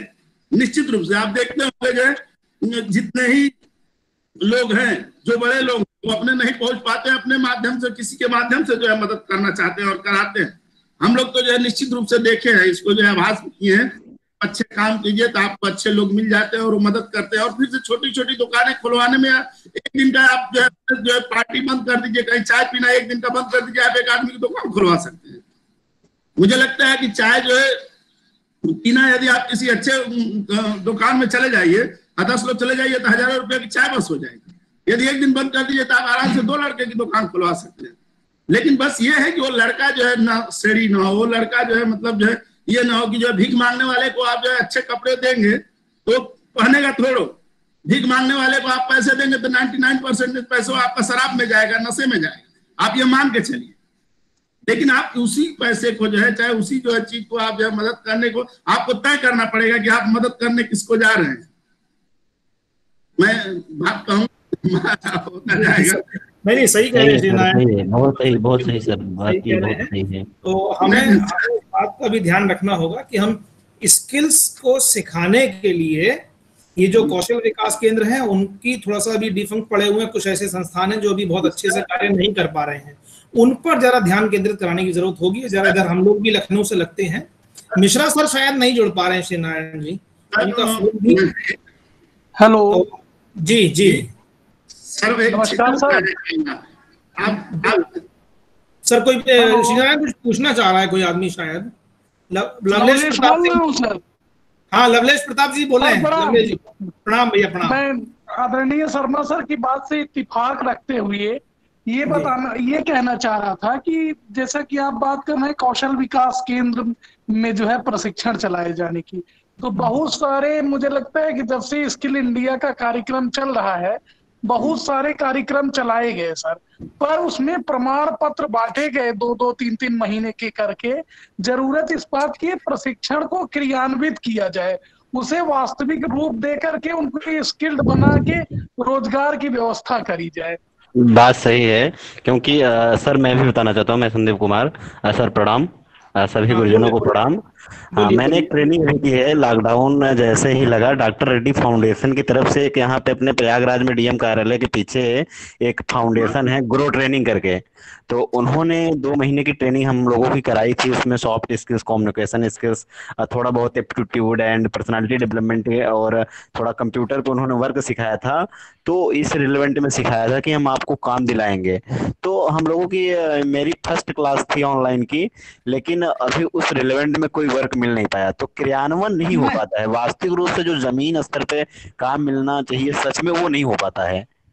बिल्कुल नहीं मिल पा रहा भैया। 3 महीने के प्रशिक्षण में हम खुद ही कल्पना कर सकते हैं कि हम कौन सा ऐसा प्रशिक्षण प्राप्त कर लेंगे 3 सर कुछ महीने कह रहे हैं, में श्री जो हम नारायण सर स्किल्ड कुछ हो कह रहे हैं, जाए। आप सुनने की कोशिश करिए भैया। हाँ सर जी बताइए। जी संदीप लवलेश भाई, दोनों लोगों का मैं आप लोगों का उत्तर देना चाहूंगा। और शर्मा सर एक जो है इशारा किए कि जो है सरकारी संस्थाएं भी जो है ट्रेनिंग देती हैं, तो विकलांगों के लिए स्पेशली जो है उत्तर प्रदेश में कई ब्लाइंड बच्चों के लिए जो है कुर्सी बिनाई, मोमबत्ती, ये सब जो है ट्रेनिंग सेंटर जो चलते थे। और जो है हाथ पैर वालों का 2 था, एक लखनऊ में, एक इलाहाबाद में। ये दुर्भाग्य कहिए या जो भी कहिए, जो सरकारी नौकरी पाने के बाद जो ट्रेनिंग देते हैं, हो सकता है इसमें के जो नए लड़के हैं वो ट्रेनिंग न लिए हों, लेकिन मैं उस संस्था में ट्रेनिंग लिया हुआ हूँ, इसलिए मैं जानता हूँ। और ये मेरा सौभाग्य है कि मैं जो है इन संस्थाओं में रहा भी हूँ, पढ़ा भी हूँ और ट्रेनिंग भी लिया हूँ। तो इन लोगों को मैं अच्छी तरीके से जानता हूँ। देखिए, सरकार एक पॉलिसी बनाती है और वो पॉलिसी जो कर्मचारी होते हैं उसके ऊपर ही निर्भर करता है कि कहाँ जा रहा है, पॉलिसी सही हो रही है कि गलत हो रही है। ये दुर्भाग्य है कि इलाहाबाद वाली भी संस्था और जो इस समय जो है बांदा में ब्लाइंड बच्चों वाली, चाहे लखनऊ में है, जो ट्रेनिंग सेंटर था, रियल में वो जो है समाप्त हो रहा है। अब हो गया है, मान के चलिए कहीं पे भी बच्चे नहीं है, इस लॉकडाउन में तो कहीं पे भी बच्चे नहीं है। आदरणीय सर लवलेश जी सर, हाँ बोले लवलेश जी। हाँ, बड़ी विनम्रता के साथ कहना चाहूंगा कि आपने बात की ये बांदा वाला कौशल विकास, जो कि मुझे लगता है चेयर रिकेनिंग वाला है। मैं ये कह रहा था कि प्रशिक्षण इस तरह की व्यवस्था की जानी चाहिए जिसकी प्रासंगिकता हो। मैं ये कहना चाह रहा था कि आप बताइए, आज के जमाने में प्लास्टिक की कुर्सियां आ गई हैं, अन्य कुर्सियां आ गई। आज तो सरकारी दफ्तरों में भी मुझे लगता है कि ये वो वाली तार वाली कुर्सियां नहीं मिलती हैं। तो हम तार की कुर्सियों का प्रशिक्षण लेकर करेंगे भी क्या? लवलेश भाई, आपको ये जी कि केवल वहाँ कुर्सी बिनाई का, ये तो हम लोग नॉर्मली उस जमाने में कुर्सी बिनाई का चलता था जी नहीं, बाकी होना चाहिए, मोमबत्ती है, ये सब बहुत अच्छी लग जाता था। इसलिए हम लोग कहते थे कि जो है ज्यादा करके आदमी जैसे आईएएस सुन लिया है कि बड़ा अधिकारी होता है तो सब कहते हैं आईएएस, समझ रहे हैं? जी सर। कुर्सी बिनाई के साथ साथ वहां पे भी कई ट्रेंड चलते हैं जहां जहां पे हैं। लेकिन ये दुर्भाग्य है हमारा और आपका कि जो नौकरी पाने के बाद जो लड़के आए उनको हम लोग सिखाए नहीं, उनको नौकरी दिलाए नहीं, एक भी को नौकरी। आजकल के युग में किसी के पास इतना समय नहीं है कि जो है बच्चे जो है बैठ के और वहां बस खा के सरकार का साल भर अपना समय बर्बाद करें। तो सोचते हैं कि जाने अच्छा हमारा मंदिर का जो है सीढ़ियां सही रहेगा, हम आपके यहाँ पे। जी वही मैं कह रहा हूँ, क्रियान्वयन की जरूरत है। मैं लवलेश प्रताप जी की एक बात पे और एक बात कहना चाहूंगा। बहुत अच्छी बात कही लवलेश जी, आपने बहुत अच्छी बात कही कि हमें नए ट्रेंड्स जो आज की डेट में चल रहे हैं, कुर्सी बुनाई वाकई खत्म हो गई। मिश्रा सर आ गए जी एक मिश्रा सर आ गए हैं, 1 मिनट में जोड़ता हूँ। तो हम लोग ये बात करते हैं कि हमने अपनी यूनिवर्सिटी में, जो इतनी बड़ी यूनिवर्सिटी है, मैं आज फोरम पे कह रहा हूँ, मुझसे कहा गया, आदरणीय अखिलेश जी वहां पर उस वक्त रजिस्ट्रार थे, कि आप नए नए कौशल जो हो सकते हैं अलग अलग विकलांग जनों के लिए, उनके लिए बड़ी एक लिस्ट बनाइए, कैसे क्रियान्वयन होगा वो बताइए। मैं एक दूसरे सज्जन के साथ मिलकर के, अपने फैकल्टी मेंबर के साथ मिलकर के एक बहुत वृहद योजना मैंने बनाई और उसको जमा किया यूनिवर्सिटी फोरम पर। आप विश्वास नहीं करेंगे, वही डॉक्यूमेंट मेरे पास 1.5 महीने बाद वापस आया, जिसमें कम से कम 4 से 5 अधिकारियों के सिग्नेचर थे हमारी यूनिवर्सिटी के, और वापस घूम फिर के मेरे पास आ गए। उसके क्रियान्वयन की तो बहुत दूर की बात है। तो जब तक घंटी नहीं बजाएंगे ना श्री नारायण जी, कुछ नहीं होगा। तो इस पे हम आगे और चर्चा जारी रखेंगे। मिश्रा सर हमारे साथ जुड़ चुके हैं, जरा उनकी बात को सुन लिया जाए। लवलेश जी, मैं आपसे और इस बारे में बात करूंगा। मिश्रा सर आ गए, जरा उनकी बात को सुन लें। जी सर, ठीक है जी नागेश जी, हेलो। हाँ नागेश जी, ये कहाँ से कट गया था कुछ कहाँ? कोई बात नहीं सर, कोई बात नहीं सर, टेक्नोलॉजी है, चलता है। आप अपनी बात को रखें सर। हेलो हाँ नागेश जी, विजय सर आप प्रेजेंट करें। लास्ट की 2 स्लाइड बची थी, आप रोजगार पे बात कर रहे थे। हाँ, रोजगार पे बात की। ओके आप बताइए, आप मुझे बताइएगा जहाँ से छूटा है वहां से फिर मैं रोक दूंगा, फिर आगे कर लूंगा। अच्छा, पब्लिक और प्राइवेट सेक्टर के बारे में आप बात कर रहे थे, एम्प्लॉयमेंट एवेन्यूज की। Okay yes sir, yes.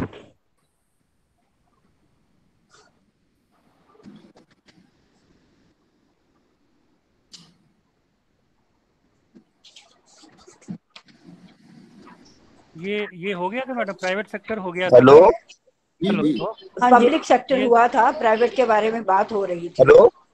अच्छा, प्राइवेट के बारे में बात जी स्लाइड पे थे आप? जी सर, हम लोग यहीं थे सर। बस जो हेलो।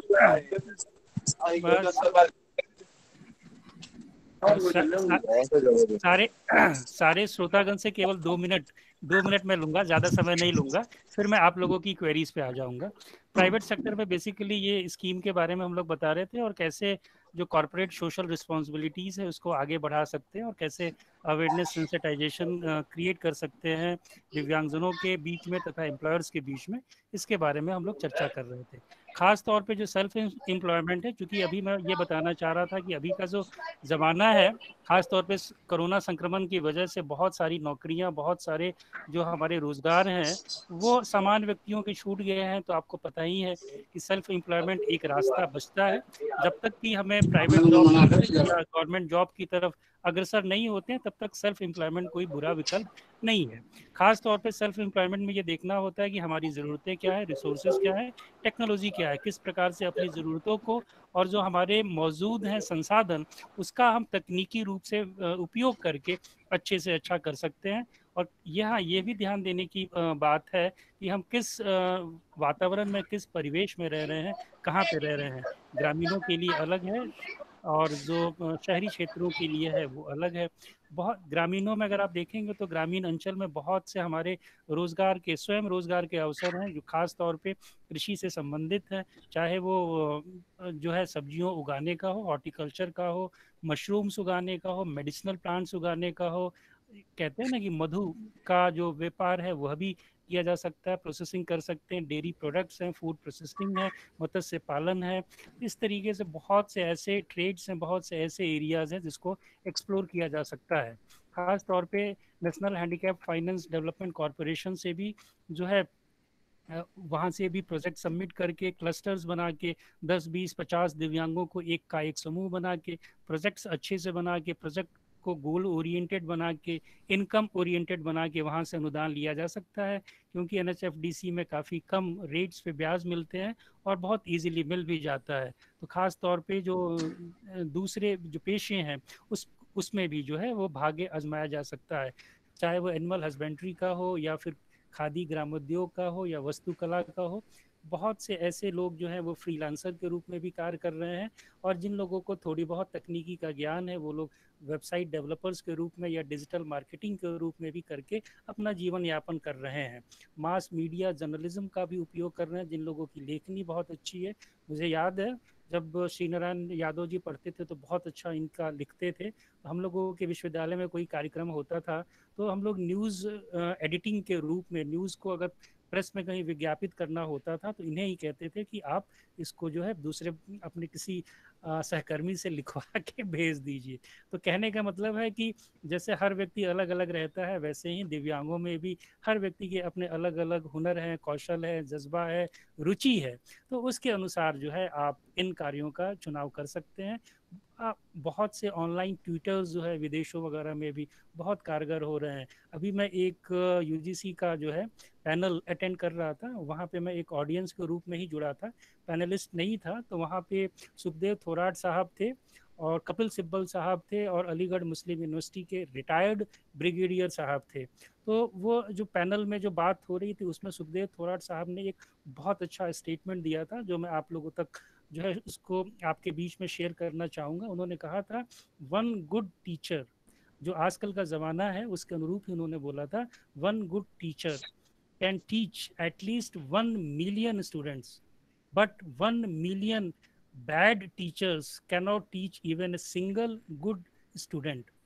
एक अच्छा, एक निपुण, एक कौशलवान जो शिक्षक है वो आज के दौर में 1 मिलियन स्टूडेंट्स को जो है शिक्षित कर सकता है, परंतु 1 मिलियन खराब जो है ना टीचर्स भी मिलके एक अच्छे टीचर को शिक्षित नहीं कर सकते हैं।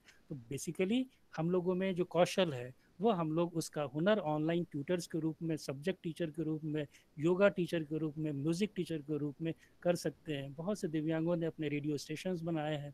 उड़ान वगैरह जो है वह दिव्यांगजन व्यक्तियों के द्वारा ही चलाया जाता है। तो ऐसे एरियाज में भी एक्सप्लोर किया जा सकता है। कुछ सजेस्टेड इनिशिएटिव्स थे, तो बहुत ज़्यादा समय मैं नहीं लूँगा, इसको मैं स्किप कर रहा हूँ। सर जी बताएं। हायर एजुकेशन के लिए क्या सर दिव्यांगजनों को लोन भी प्रोवाइड होता है क्या सर? बिल्कुल प्रोवाइड होता है। उसके बारे में कुछ जानकारी चाहिए थी सर। तो देखिए, हायर एजुकेशन के लिए आप NHFDC को कांटेक्ट कर सकते हैं, आप अपने यहाँ के शिक्षा विभाग को कर सकते हैं, और ख़ास तौर पे ministry of social justice and empowerment के अंडर में डिपार्टमेंट ऑफ ये जो है ना आपका दिव्यांगजन विभाग, उनके पास अगर आप देखेंगे तो उसमें जैसे इवन PhDs वगैरह करने के लिए भी फेलोशिप्स मिल रही हैं, हायर एजुकेशन के लिए, टेक्निकल एजुकेशन के लिए भी फेलोशिप्स मिल रही हैं। तो आप अपना प्रपोजल बना के डायरेक्टली मिनिस्ट्री को भी कांटेक्ट कर सकते हैं, और जो आप प्रोसेस करेंगे, प्रोसेस आप अपने ज़िले के जो दिव्यांगजन अधिकारी हैं उनके थ्रू भी आप भेज सकते हैं, या डायरेक्टली भी भेज सकते हैं। ऑनलाइन एप्लीकेशंस भी दिए जा रहे हैं, और इसके बारे में डिटेल अगर आपको जानकारी चाहिए तो डिपार्टमेंट ऑफ डिसेबिलिटीज़ अफेयर्स के वेबसाइट पे जाके ये सारी चीज़ें आप वहाँ से ले सकते हैं। अभी बहुत सारे स्कॉलरशिप्स, बहुत सारे अनुदान सेंट्रल गवर्नमेंट भी दे रही है, स्टेट गवर्नमेंट भी दे रही है। दिक्कत ये हो पा रही है कि हम लोग वहाँ तक पहुँच नहीं पा रहे हैं। खास तौर पे PhDs वगैरह में, टेक्निकल एजुकेशन में ये सारी फेलोशिप्स दी जा रही हैं, अनुदान दिए जा रहे हैं। तो ये चीज़ें थी। उसके बाद बेसिकली जो मैं करना चाहूँगा वो ये है कि इस तरीके के जो फॉरम्स हैं जो अभी श्री नारायण जी ने बनाए हैं, जिसपे अभी हम लोग जुड़े हुए हैं, अनाम, स्नेह, परिवार, इस तरीके के बहुत से फॉरम्स जो है वो बनाया जा सकता है, पेरेंट्स ग्रुप बनाया जा सकता है, और अपनी बातों को, जैसा कि अभी विजय सर कह रहे थे कि ये ज़रूरत है कि आप जो है अपनी बातों को वहाँ तक पहुँचाएँ, एक प्रेशर क्रिएट करें। प्रेशर क्रिएट तभी हो पाएगा कि पॉलिसीज़ तो बनी है, जैसा अभी आपने बताया कि सर कहाँ से हम अनुदान प्राप्त करें, तो स्कीम्स तो हैं, फैसिलिटीज़ तो बनी हुई हैं, पर हम लोग पहुंच नहीं पा रहे हैं। कहीं ना कहीं जो समस्याएं हैं कि उनके सर्टिफिकेशन पे, यह बहुत दुख का कारण है कि हम सामने वाले व्यक्ति को देख रहे हैं कि वो दिव्यांग है, परंतु जब तक उसके पास सर्टिफिकेट नहीं रहेगा, जब तक उसके पास प्रमाण पत्र नहीं रहेगा, हम उसे कुछ भी सुविधा नहीं दे पाएंगे। तो कहने का मतलब ये है कि कागजी कार्रवाई में हम लोग कहीं ना कहीं इतने उलझे हुए हैं कि अभी भी कहते हैं ना कि we are not able to reach to the unreached. जहाँ तक हमें पहुँच होनी चाहिए, हम लोग अपनी पहुँच नहीं बना पाए हैं। और ख़ास तौर पे अभी आप देखेंगे तो 100% डिसेबिलिटी सर्टिफिकेट ही नहीं बना है। तो आप, भारत में यही दिक्कत है कि किसी भी देश में जब तक आपके पास सर्टिफिकेट नहीं होगा, उन योजनाओं का जो है आप उपयोग नहीं ले पाएंगे। तो कहने का मतलब ये है कि कहीं ना कहीं कुछ शिथिलता और कुछ तेजी लाना बहुत ज़रूरी है इन सभी कागजी कार्रवाइयों में, ताकि उस अवसर का लाभ उठा के ज़्यादा से ज़्यादा लोगों को वह दिया जा सके। दूसरी बहुत बड़ी समस्या ये है कि हम लोगों का जो है वो अलग अलग सेक्टर्स में बचे हुए हैं। हेल्थ मिनिस्ट्री का अलग है, एजुकेशन मिनिस्ट्री का अलग है, सोशल जस्टिस मिनिस्ट्री का अलग है। एक मल्टी सेक्टोरियल अप्रोच बनाने की ज़रूरत है, और ये सारे जितने भी सेक्टर्स हैं, खास तौर पे फाइनेंस का भी, चाहे फाइनेंस का हो, हेल्थ का हो, एजुकेशन का हो, ministry of social justice and empowerment का हो, फिर सेंट्रल गवर्नमेंट का हो, स्टेट गवर्नमेंट का हो, ये सारे का एक कोलैबोरेटिव एफर्ट आना, चाहे वो NCERT का हो, SCERT का हो, डाइट का हो, और फिर एक सुदृढ़ जो है ना, एक कॉम्प्रिहेंसिव जो है रिहेबिलिटेशन प्लान बनाने की ज़रूरत है। और इस सारी चीज़ों को, सारी योजनाओं का जो प्रमाणीकरण है, उसमें थोड़ी सी फ्लेक्सिबिलिटी लाना, या कहते हैं ना कि वन रूफ के अंदर सारी चीज़ें प्रोवाइड कर देना, इधर से उधर भागदौड़ ना हो, ये सारी चीज़ें करने की ज़रूरत है। मल्टी सेक्टोरियल लिंकेज करने की ज़रूरत है, बजट प्रोविजंस को बढ़ाने की ज़रूरत है, और जो भी चीज़ें, जो स्कीम्स बनी हैं, उनका प्रॉपरली क्रियान्वयन करना, मॉनिटरिंग करने की ज़रूरत है।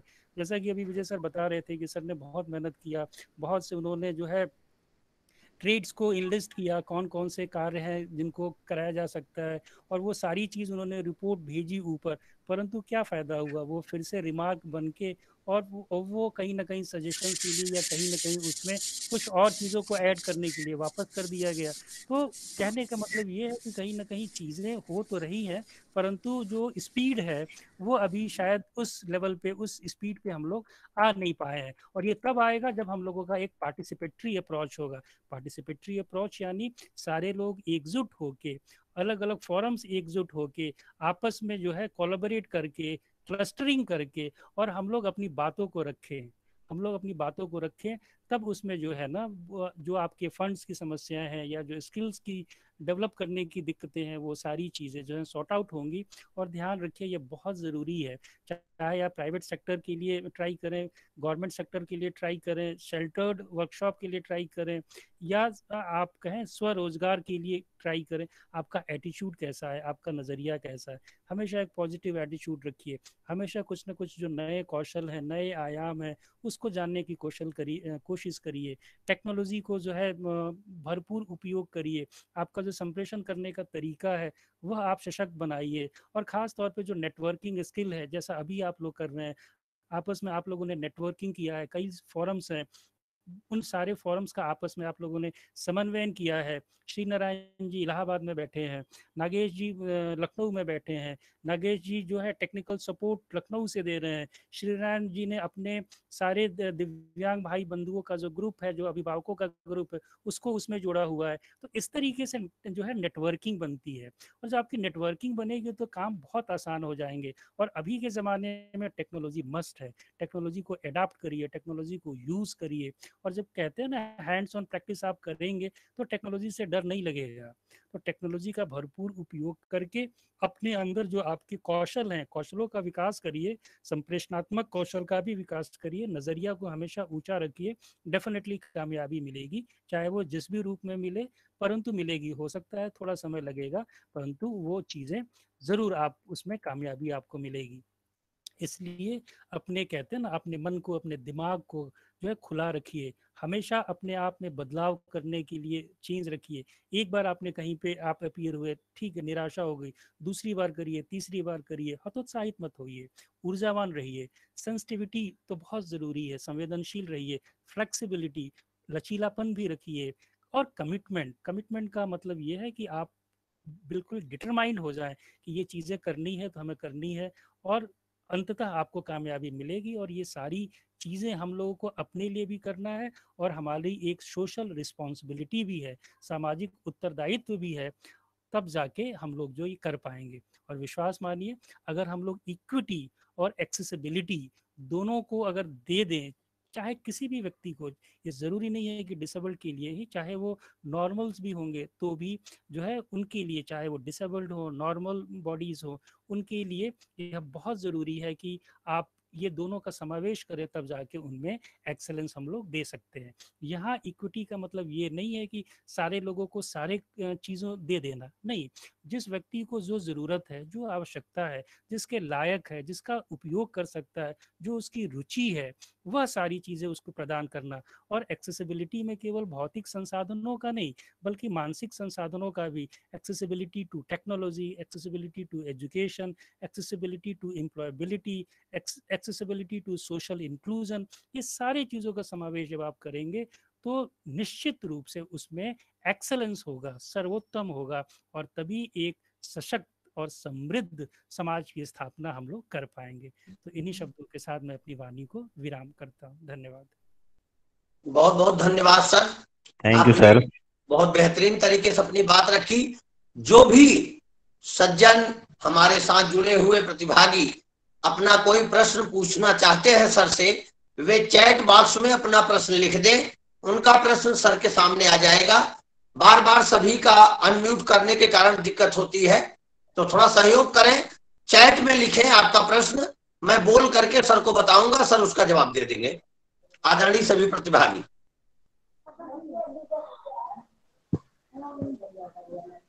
वीर बहादुर जी एक ही प्रश्न को लगभग 10 बार पूछ चुके हैं सर। मैं उस प्रश्न को आप लोगों के सामने रखना चाहूंगा। वीर बहादुर जी लिख रहे हैं, प्रणाम सर। सर मैं सामान्य रूप से आज जो भी बीएड कॉलेज चल रहे हैं वहां पर दिव्यांग विद्यार्थियों की कुछ समस्याएं आती है, उसे दूर करने के संबंध में कुछ आपसे जानकारी चाहता हूं, क्योंकि मैं स्वयं दिव्यांग हूं और एक बीएड कॉलेज में प्रवक्ता हूं। देखिए, आपकी समस्या जो है वो सरकार ने पहले भी दूर करने की कोशिश की थी, और यह जो आपका नई शिक्षा नीति 2020 आई है, नेशनल एजुकेशन पॉलिसी 2020, इसको आप एक बार अगर ध्यानपूर्वक इसका अवलोकन करेंगे तो ये सारी चीज़ों का समावेश उसमें है। जितने भी दिव्यांगजन चाहे किसी भी विद्यालय, महाविद्यालय, विश्वविद्यालय में पढ़ाई कर रहे हैं, चाहे वो सेंट्रल गवर्नमेंट का, स्टेट गवर्नमेंट का है, डीम्ड है, प्राइवेट है, उनको यह सारी सुविधाएं देनी ही देनी है। ये मैंडेटरी है, वो बच नहीं सकते हैं। पहले जैसा होता था कि वो एक ऑप्शन के रूप में यूज करते थे, अब वो ऑप्शन नहीं है।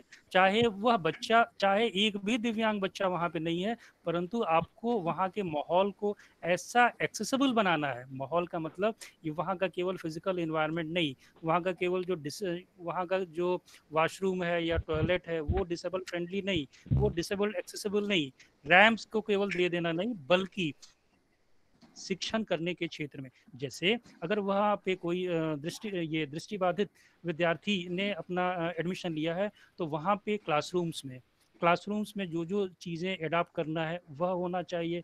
लाइब्रेरी में एडाप्टेशन होना चाहिए, हॉस्टल फैसिलिटी में एडाप्टेशन होना चाहिए, और भौतिक संसाधन में एडाप्टेशन होना चाहिए। उसके एडमिशन से लेके इवैल्यूएशन तक, एग्जामिनेशन तक में एडाप्टेशन करके उसके अनुरूप बनाया जाना चाहिए, पहली चीज़। दूसरा, अगर किसी श्रवण विकलांग ने किया है तो साइन लैंग्वेज इंटरप्रीटर मस्ट होना चाहिए। अगर वो ऑडिटरी लर्नर है, अगर उसके पास हियरिंग एड्स का यूज़ है, तो जितने भी हॉल्स हैं उस हॉल्स को वैसा होना चाहिए कि जिसमें वो ऑडिटरी इनपुट्स अच्छे से सुन सके। तो कहने का मतलब ये है कि विकलांगताओं में भी, एक ही श्रेणी के विकलांगता में कई श्रेणियाँ हैं, एक ही प्रकार के दिव्यांगता में अलग अलग श्रेणियां हैं। तो उन श्रेणियों के हिसाब से, जैसे विजुअल इम्पेयरमेंट में हम लोग देखते हैं दृष्टिहीनता का एक अलग कैटेगरी है, अल्प दृष्टिवान का अलग कैटेगरी है। तो अल्प दृष्टिवान के लिए जो है आप इंक्रीज करते हैं, फॉन्ट साइज में इंक्रीज करते हैं, प्रिंट में इंक्रीज करते हैं आप, जैसे, और जो दृष्टिहीन है उनके लिए आप एम्ब्रॉसिंग कराते हैं, ब्रेल पे जाते हैं, सॉफ्टवेयर्स रखते हैं, जॉज रखते हैं, बहुत से दूसरे नए सॉफ्टवेयर्स आ गए हैं, वो सारा चीज़ रखते हैं। जो अल्प दृष्टिवान है उनके लिए मैग्नीफायर्स रखते हैं, रीडर्स रखते हैं। तो वो सारा चीज़, चाहे वो स्पीच टू टेक्स्ट का हो, टेक्स्ट टू स्पीच का हो, कहने का मतलब ये है कि जिस भी प्रकार के दिव्यांगजन हैं उनके अनुरूप, उनकी आवश्यकता के अनुरूप सारे संसाधनों में, केवल भौतिक नहीं, सारे संसाधनों का मतलब यहाँ पे विशेष तौर पे मैं उल्लेख करना चाहूँगा अध्ययन अध्यापन से संबंधित, टीचिंग लर्निंग से संबंधित आपको उसके अनुरूप उनको देना है। और जो उनको एडवांटेजेस हैं एग्जामिनेशन वगैरह में एक्स्ट्रा टाइम देना, या उनको जो है कहते हैं ना कि राइटर्स प्रोवाइड करना, वो सब तो खैर बहुत पहले से चले आ रहे हैं। पर इसके अलावे कहीं पे भी कोई भी डिस्क्रिमिनेशन उनके एडमिशन से लेके एग्जामिनेशन तक नहीं होना चाहिए, ये बहुत स्पष्ट रूप से उल्लेखित किया गया है। जी सर, दीपक यादव जी का एक प्रश्न है तो बड़ा विराट प्रश्न, बहुत लंबे समय से है, लेकिन पूछा है तो पूछ रहा हूँ। सर जी, दिव्यांग व्यक्तियों के रोजगार के लिए सरकार द्वारा गुमराह किया जा रहा है। विशेष शिक्षा में अनेक प्रकार के कोर्स चलाए जा रहे हैं और उनके करने के बाद भी दिव्यांग जनों के लिए अस्थायी वैकेंसी आती ही नहीं। विशेष शिक्षा के क्षेत्र में जो भी रोजगार है वे लगभग संविदा एवं कॉन्ट्रैक्ट बेस पर है। कृपया इसका समाधान क्या है, बताएं। देखिए, हो सकता है आप मेरी बातों से सहमत नहीं हो, पर मैं विशेष रूप से आपको ये कहना चाहूँगा कि सारा चीज़ सरकार के ऊपर हम लोग आत्मनिर्भर न बने। हम लोग जो है अपने आप को इस काबिल बनाए, हम लोग अपने आप को इस काबिल बनाए कि सरकार हमको नौकरी देने की बजाय हम दूसरे लोगों को नौकरी दें, और जो हम नौकरी दें वो केवल दिव्यांगों को नहीं दें बल्कि सकलांगों को भी दें। तो हम लोग अपने आप को इतना मजबूत करें कि हम में वो गुण और वो कौशल रहे कि हम क्या करें कि रोजगार के नए जो है ना पदों का, नए आयामों का सृजन करें। और जैसा कि मैंने आपको बताया कि सरकार का ठीक है, सरकार ने पॉलिसीज बनाए, सरकार ने पदों का सृजन किया, कहीं ना कहीं आप वहां तक नहीं पहुंच पाए या जो भी अवरोध रहा हो, आपको नहीं लगता है कि ठीक है, सरकार को जो हम लोग दोष दे रहे हैं कहीं ना कहीं हम भी अपने आप को उस लायक बनाए? ठीक है, सरकारी नौकरी नहीं मिली, बहुत से लोग प्राइवेट जॉब्स में भी अपनी काबिलियत को शो कर रहे हैं। बहुत से आप देखेंगे कि बहुत से जो ये है दिव्यांगजन के एसोसिएशंस हैं, पेरेंट्स के ग्रुप हैं, इन्होंने फंडिंग लेके ऐसे फैक्ट्रीज स्थापित की हैं, ऐसे जो है लघु उद्योग स्थापित किए हैं कि जिसमें बहुत से जो ये हैं सकलांग हैं वह लोग कार्य कर रहे हैं। तो हमारा जो जज्बा है वो हमेशा ऊंचा होना चाहिए। और सरकार को, ठीक है, सरकार की कहीं ना कहीं इसमें कमियां हैं, पर उन कमियों का रोना न रोके अपने आप को इतना हम लोग हुनरमंद और इतना हम लोग ऊर्जावान बनाएं कि हम लोग ये चाहें, हम लोग ये कहें कि आप हमें नौकरी क्या दोगे, हम आपको नौकरी देंगे, इस लायक हम अपने आप को बन रहे हैं, तब हमारा मनोबल काफी बढ़ेगा। जी बहुत बढ़िया सर, आपने बताया कि अब दीपक जी की जो बात है या जितनी भी मीटिंग हमारी होती है उसमें ये जरूर समस्या स्पेशल बीएड वाली आती है सर।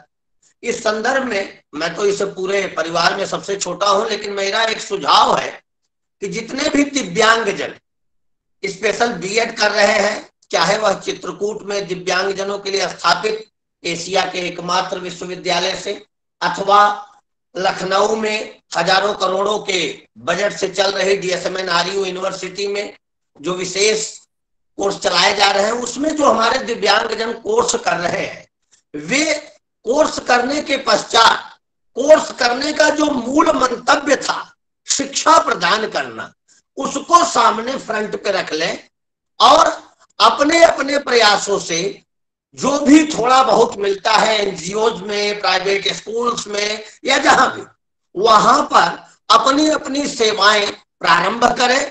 थोड़ा अपने को वहां पर ऐसा स्थापित करें कि हाँ, आप दिव्यांग होते हुए, हम दिव्यांग होते हुए भी कुछ कर पा रहे हैं, और अपने को रिकॉग्नाइज कराने की कोशिश करें। तब उसके बावजूद आप इस तरीके की कोई भाव को देखें कि कहीं सरकारी तंत्र में या कहीं किसी और तंत्र में क्या मामला और बढ़िया बन सकता है। बैठ करके घर पे अगर हम लोग सिर्फ यही सोचेंगे कि योगी जी अब 2 करोड़ वैकेंसी निकाल देंगे, तो शायद ये दिवा स्वप्न है और वह पूरा नहीं होगा। तो मेरा एक सुझाव था दीपक जी, आप सर के विचार से अवश्य अभिभूत हुए होंगे। एक वाल्क टूर्स एट होम करके एक आइडिया आ रही है, उन्होंने लिखा है, मैं अपने कुछ सुझाव यहाँ साझा करना चाहता हूँ। हाँ, तो स्वागत है। आपका नाम तो नहीं आ रहा। गुरमीत सिंह जो है दिल्ली से हैं। गुरमीत जी आपका स्वागत है। गुरमीत जी आप सुन पा रहे हैं?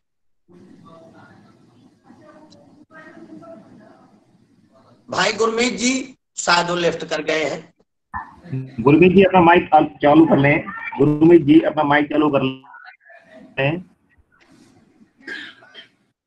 चलिए, गुरमीत जी शायद नहीं सुन पा रहे हैं। पुरुषोत्तम कुमार, उन्होंने लिखा है, मुझे एक प्रश्न पूछना है, सर के पास समय हो तो पूछिए। पुरुषोत्तम जी। पुरुषोत्तम जी जो है जम्मू कश्मीर से हैं। जी जी। और ये खुद एक विद्यालय चलाते हैं, दोनों पैर से विकलांग साथी हैं। ये उदयपुर जो है, अरे क्या बोलते हैं, उधमपुर जम्मू से। पुरुषोत्तम जी अपना माइक अनम्यूट करें। प्यारे भाई माइक अनम्यूट करें। नागेश जी मैं बीच में थोड़ा बोलना चाहूंगा। देखिए, अमेरिका की ये कंपनी है गुडवेल कंपनी। ये अमेरिका की जो कंपनी है गुडवेल कंपनी, ये अपना एक फ्रेंचाइजी कर रही है। फ्रेंचाइजी इसके लिए कर रही है कि कृषि से संबंधित जितने भी उपकरण हैं उसको किस प्रकार से मॉडिफाई करके कैसे हम साइंटिफिक फार्मिंग कर सकते हैं, इसमें वह बहुत ज़्यादा जो है कार्य कर रहे हैं। और ये एक बहुत अच्छी पहल है, बहुत से लोग इसका लाभ भी उठा रहे हैं। और मुझे लगता है कि ये गुडवेल कंपनी के साइट पे जाके एक बार ज़रूर इनकी रणनीति को और इनकी कार्य प्रणाली और जो ये लोग कर रहे हैं उसको ज़रूर देखना चाहिए। और ख़ास तौर पे मुझे लगता है कि देखिए, बहुत ज़्यादा जो बाहुल्य संख्या है दिव्यांगों का या सकलांगों का, वह अभी ग्रामीण परिवेश में रहता है। तो खास तौर पे ऐसे दिव्यांग लोग खेती से संबंधित उपकरण को चलाने में अगर उनको कहीं दिक्कत हो रही है तो किस प्रकार से उसको मॉडिफाई करना है, यह सारी चीज़ों से संबंधित वो लोग कार्य कर रहे हैं। तो इस साइट को एक बार ज़रूर देखें। और मुझे लगता है ये गुडवेल कंपनी के बारे में जो सज्जन कहना चाह रहे थे वो यही है, क्योंकि जब मैं साइट्स को देख रहा था तो मुझे भी ये साइट मिली थी अवलोकन करने का। हालांकि इसको मैंने बहुत मैंने इसको बहुत डिटेल में नहीं देखा है, पर ये एक बहुत अच्छा ये प्रयास है। आप दूसरे सज्जन का प्रश्न पूछिए। मेरा हेलो जी बताएं। मैं गुरमीत बोल रहा हूँ। नमस्कार गुरमीत जी, बोले। क्या मैं अब शुरू कर सकता हूँ? हाँ बिल्कुल बिल्कुल, शुरू करें। मैं शुरू से इस पूरे कार्यक्रम को देख रहा हूँ। सत्यनारायण जी और जितने भी प्रबुद्ध लोग हैं उन सबको मेरा हाथ जोड़कर नमस्कार है और बहुत अच्छी ये शुरुआत की गई है। मैं बहुत ही चंद शब्दों में अपनी बात कहना चाहता हूँ।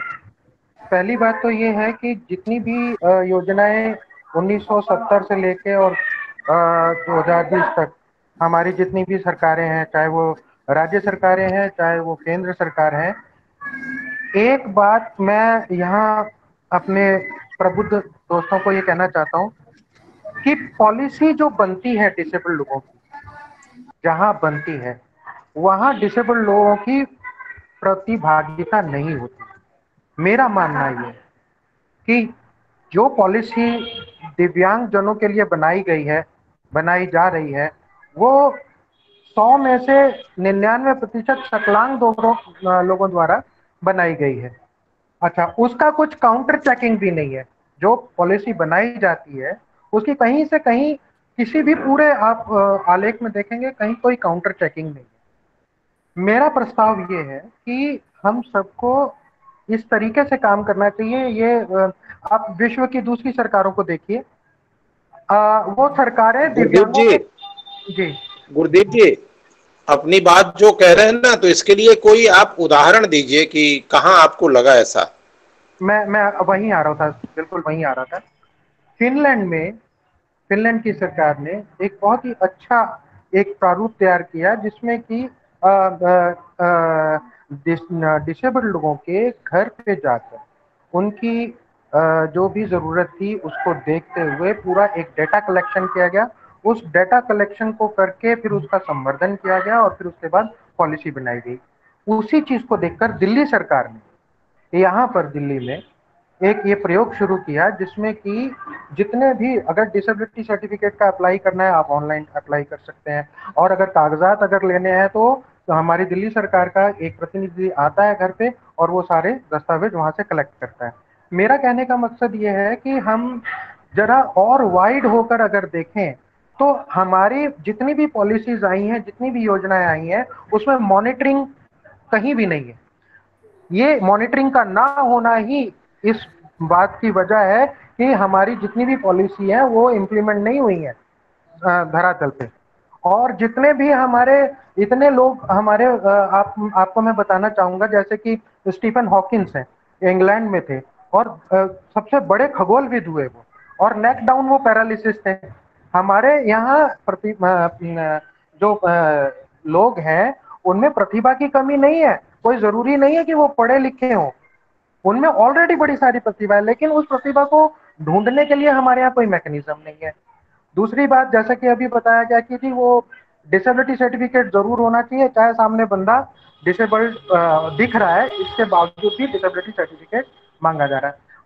हमारी पॉलिसीज में इतने सारे लूप होल्स हैं, हमारी योजनाओं में इतने सारे लूप होल्स हैं कि दिव्यांग अगर जाके NHFDC से जाके लोन का अप्लाई करता है तो उसकी लोन की एप्लीकेशन में इतने सारे लूप होल्स हैं कि वो बेचारा 3-4 बार 5-10 बार जाता है और धक्के खा के वापस आ जाता है और वो कहता है मैं कहीं दूसरी जगह से मैं कोशिश करता हूँ। ये बहुत ही दुख की बात है। हाँ, जो दिव्यांग लोगों के लिए चीजें बनी है वो दिव्यांग लोगों के काम नहीं आ रही है।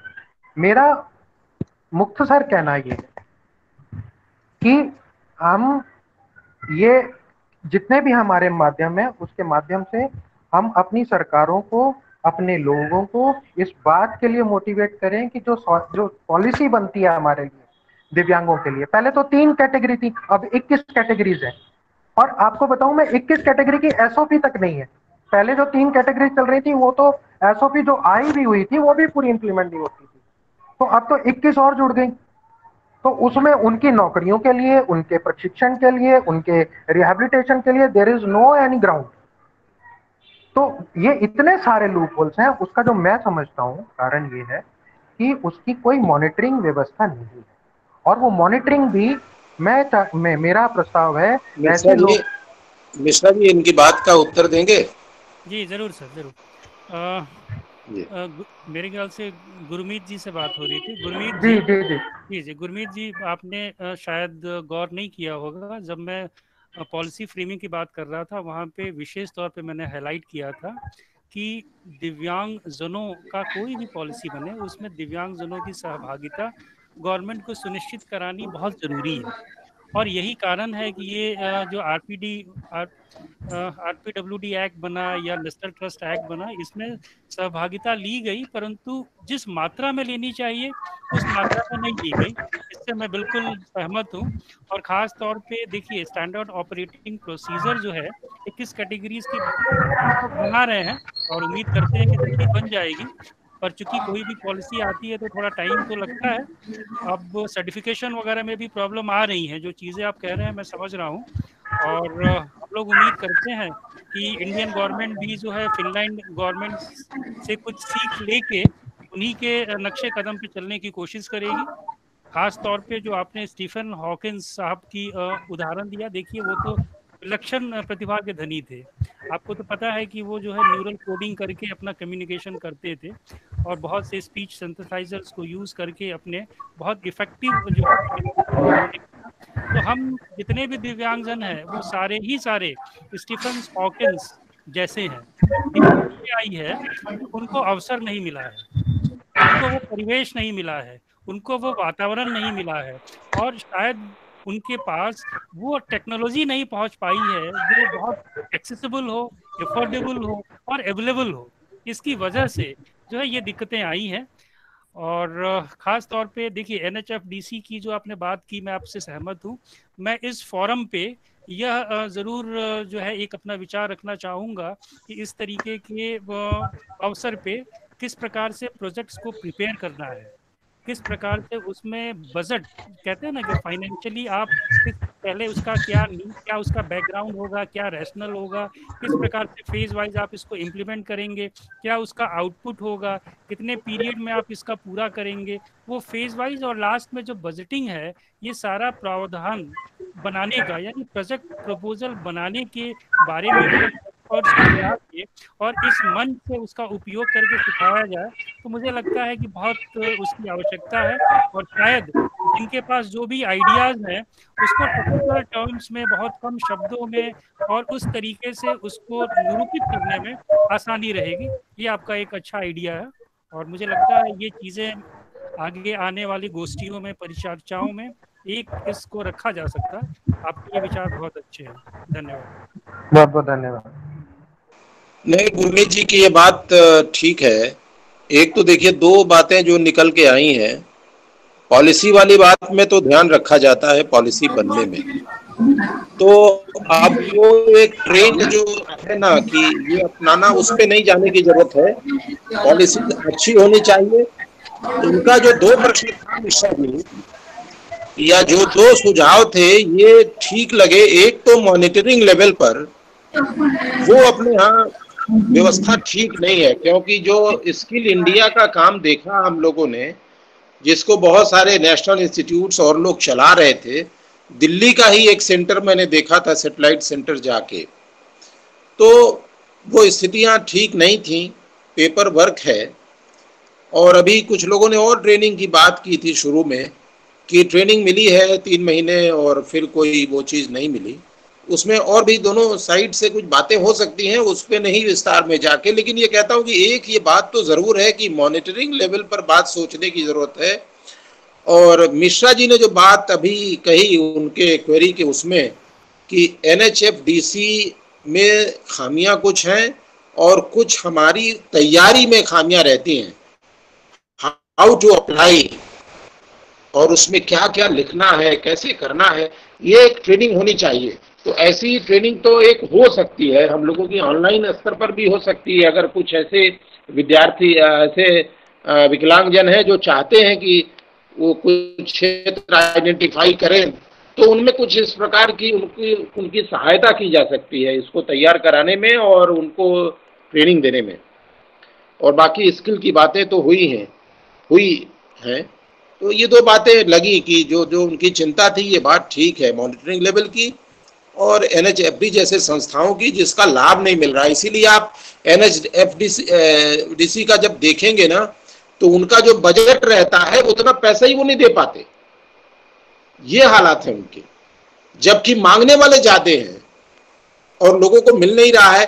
और मांगने वाले ऐसे नहीं है कि उस एस्टीमेट से, उनके बजट से ज्यादा हैं, कम लोग भी मांगने वाले हैं, क्योंकि अवेयरनेस नहीं है, भय है कि हम पैसा ले लेंगे तो चुकता कैसे करेंगे, कॉन्फिडेंस लेवल नहीं है।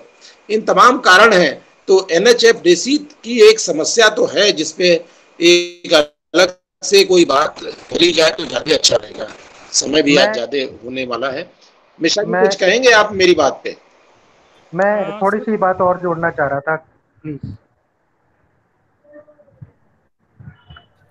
बोलिए बोलिए। मैं ये कहना चाह रहा था कि जितने भी संस्थागत चीजें जो दिव्यांग की पॉलिसी से जुड़ी हुई हैं, विकलांगों की समस्याओं से जुड़ी हुई है, ये सिर्फ ना सिर्फ एनएचएफडीसी, जो और दूसरी जो ऐसे संस्थान हैं, उन सब में भी ये समस्याएं हैं, चाहे वो एजुकेशन में हो, रिहैबिलिटेशन में हो। क्योंकि मैं दिल्ली में मैं पिछले 15 साल से मैं ये काम कर रहा हूँ और देश भर में मैंने भ्रमण किया है। मैं बलिया तक गया हूँ और मैंने देखा है कि दिल्ली की सिचुएशन फिर भी बहुत अच्छी है, लेकिन जो ग्रामीण क्षेत्र हैं, जो हमारे अर्बन क्षेत्र हैं, वहाँ पर स्थिति इतनी ज़्यादा दयनीय है, इतनी ज़्यादा दयनीय है कि ऐसा लगता है कि अगर मैं बलिया जैसे क्षेत्र में जाकर दिव्यांगों से बात करता हूँ तो मुझे ऐसा लगता है कि मैं 1957 के युग में पहुंच गया।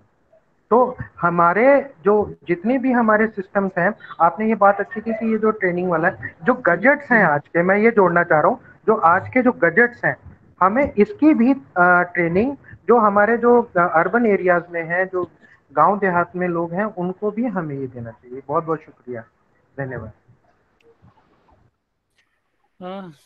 हेलो सर की हेलो मिश्रा सर की बातों से मैं पूरी तौर पे सहमत हूँ। एक मैं देख रहा था रिपोर्ट एनएचएफडीसी का।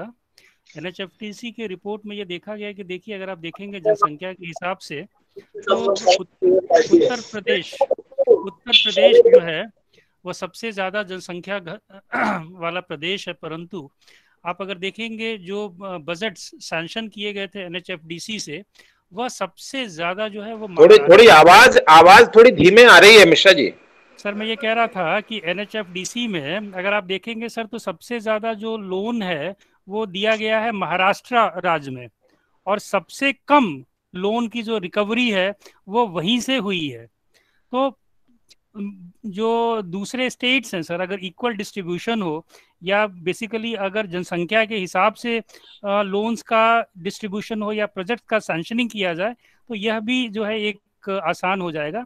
क्योंकि जहां तक मुझे याद है सर, 1997 में एनएचएफडीसी नहीं, बजट का तो ये करना चाहिए कि अगर पॉपुलेशन का इतना, अगर 3% ये 5% मान रहे हैं और 21 डिसेबिलिटी बना दिए, तो बजट को उसी रेशियो में इंक्रीज करने की जरूरत है। लेकिन टेकर तो हो, ये सवाल है उसके पहले।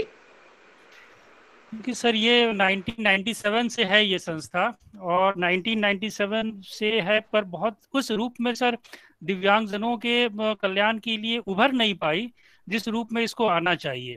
क्योंकि इन लोगों का मेन फंडा रहता है कि सर जो प्रोजेक्ट है वो इनकम जनरेटिंग प्रोजेक्ट होना चाहिए, उसके ऊपर ये लोग एम्फेसाइज करते हैं सर। और इनके बहुत से टेक्निकल लूप होल्स हैं हर स्टेज में। अगर सर स्कीम ठीक नहीं है, या आपका सर जो ये है प्लानिंग स्टेज है, अगर वो फेज वाइज नहीं है, तो बेसिकली ये लोग कहीं ना कहीं रिजेक्ट करते हैं। ये बात सच है सर। तो ये जरूरी है सर कि प्रोजेक्ट प्रपोजल बनाना और खास तौर पे उसको इनकम जनरेटिंग प्रूव करना, ये एक चैलेंजिंग है सर। इस दिशा में भी इस फोरम की तरफ से कार्य होना चाहिए सर। एक और उदाहरण सर मैं देना चाहूंगा। कोरिया में सर जो है ये देखा गया रिसर्च के द्वारा कि जो गवर्नमेंट जॉब्स हैं और जो प्राइवेट जॉब्स हैं, उसमें ये देखा गया सर कि वहाँ पे जो दिव्यांगजन है वह 7 गुना ज्यादा प्राइवेट जॉब्स में है गवर्नमेंट जॉब्स की अपेक्षा। वो इसके लिए सर है क्योंकि प्राइवेट जॉब्स में क्वालिटी कंट्रोल में वहाँ पे कोई भी वो कॉम्प्रोमाइज नहीं करते हैं। और वहाँ पे ये प्रूफ हुआ कि जो एबल्ड बॉडीज हैं उससे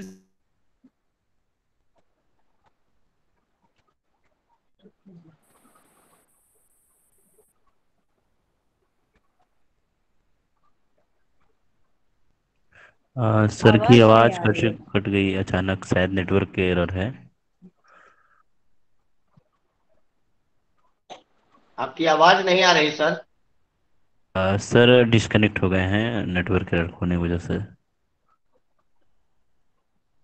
ठीक है, तो आगे की तरफ हम लोग बढ़ते हैं। बड़े भाई, आपका माइक अनम्यूट करिए, माइक अनम्यूट करिए।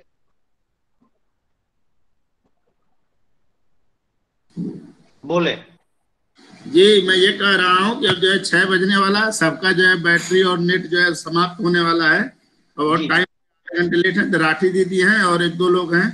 तो अब हमें लग रहा है सर का, यदि एस एस मिश्रा सर का नहीं मिल रहा तो फिर से नेक्स्ट टाइम जो है कोशिश करेंगे हम लोग, अगले हफ्ते जो है पूरी बात होगी। अब जो है जिसे समापन करें रजिस्ट्रार सर से बस जो है।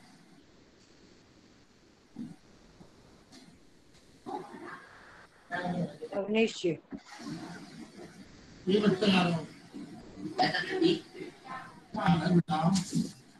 आदरणीय प्रोफेसर अवनीश चंद्र मिश्रा सर, आपसे विनम्र निवेदन है कि आप कार्यक्रम के पूर्णांक भाग में एक उद्बोधनिक अध्यक्षीय संबोधन करें, जिससे हम लोग इस कार्यक्रम को पूर्णाहुति की तरफ ले चलें।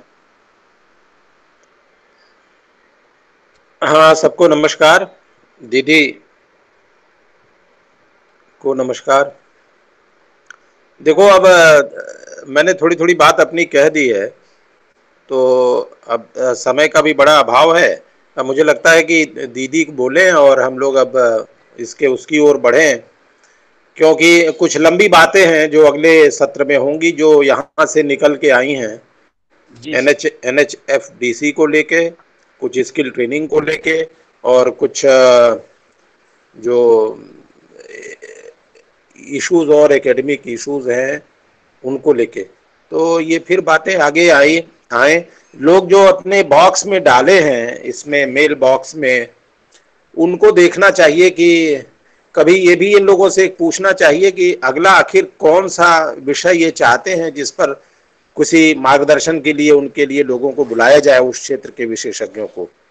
तो एक ये भी लेना चाहिए, तो अगला विषय तय करने में और अगले अतिथि को तय करने में सुविधा रहेगी और उसका एक लाभ मिल सकता है एक बृहत्तर समुदाय को। जी। तो इन्हीं शब्दों के साथ मैं आप को बहुत बहुत धन्यवाद देता हूं कि आपने मुझे मौका दिया। Thank you. Thank you sir, thank you. Sir का जो सर का आदेश है या सर का जो हम लोगों के लिए एक निर्देशन है कि हम लोग अगले किस मीटिंग पर या किस बिंदु पर मीटिंग करना चाहते हैं और उसमें सुनना किसको चाहते हैं, यह अगर श्रोता की तरफ से हमारे ग्रुप पर जो बड़े भाई साहब ने ग्रुप बना रखा है, किसको सुनना चाहते हैं ऐसा नहीं, जो समय है, जो समस्या है, विषय है, वो बताएं, तो वो आइडेंटिफाई करने में प्रॉब्लम आसानी होगी। तो अगले जो भी वो होंगे ना, उसी पे फोकस किया जाएगा। तो नीड बेस्ड लेक्चर हो जाएंगे, समाधान सेशन हो जाएंगे। ठीक। तो विषय को आप अवश्य सुझाएं। विवेक सर ने कहा है कि टाइम फिक्स रखें, तो सर मैं बड़े निवेदन के साथ कहूंगा कि अब लगभग यही हो गया है कि 4 से 6 हमारी यह मीटिंग चलती है, इसी को फिक्स मान लिया जाए। आप तो गुरु हैं।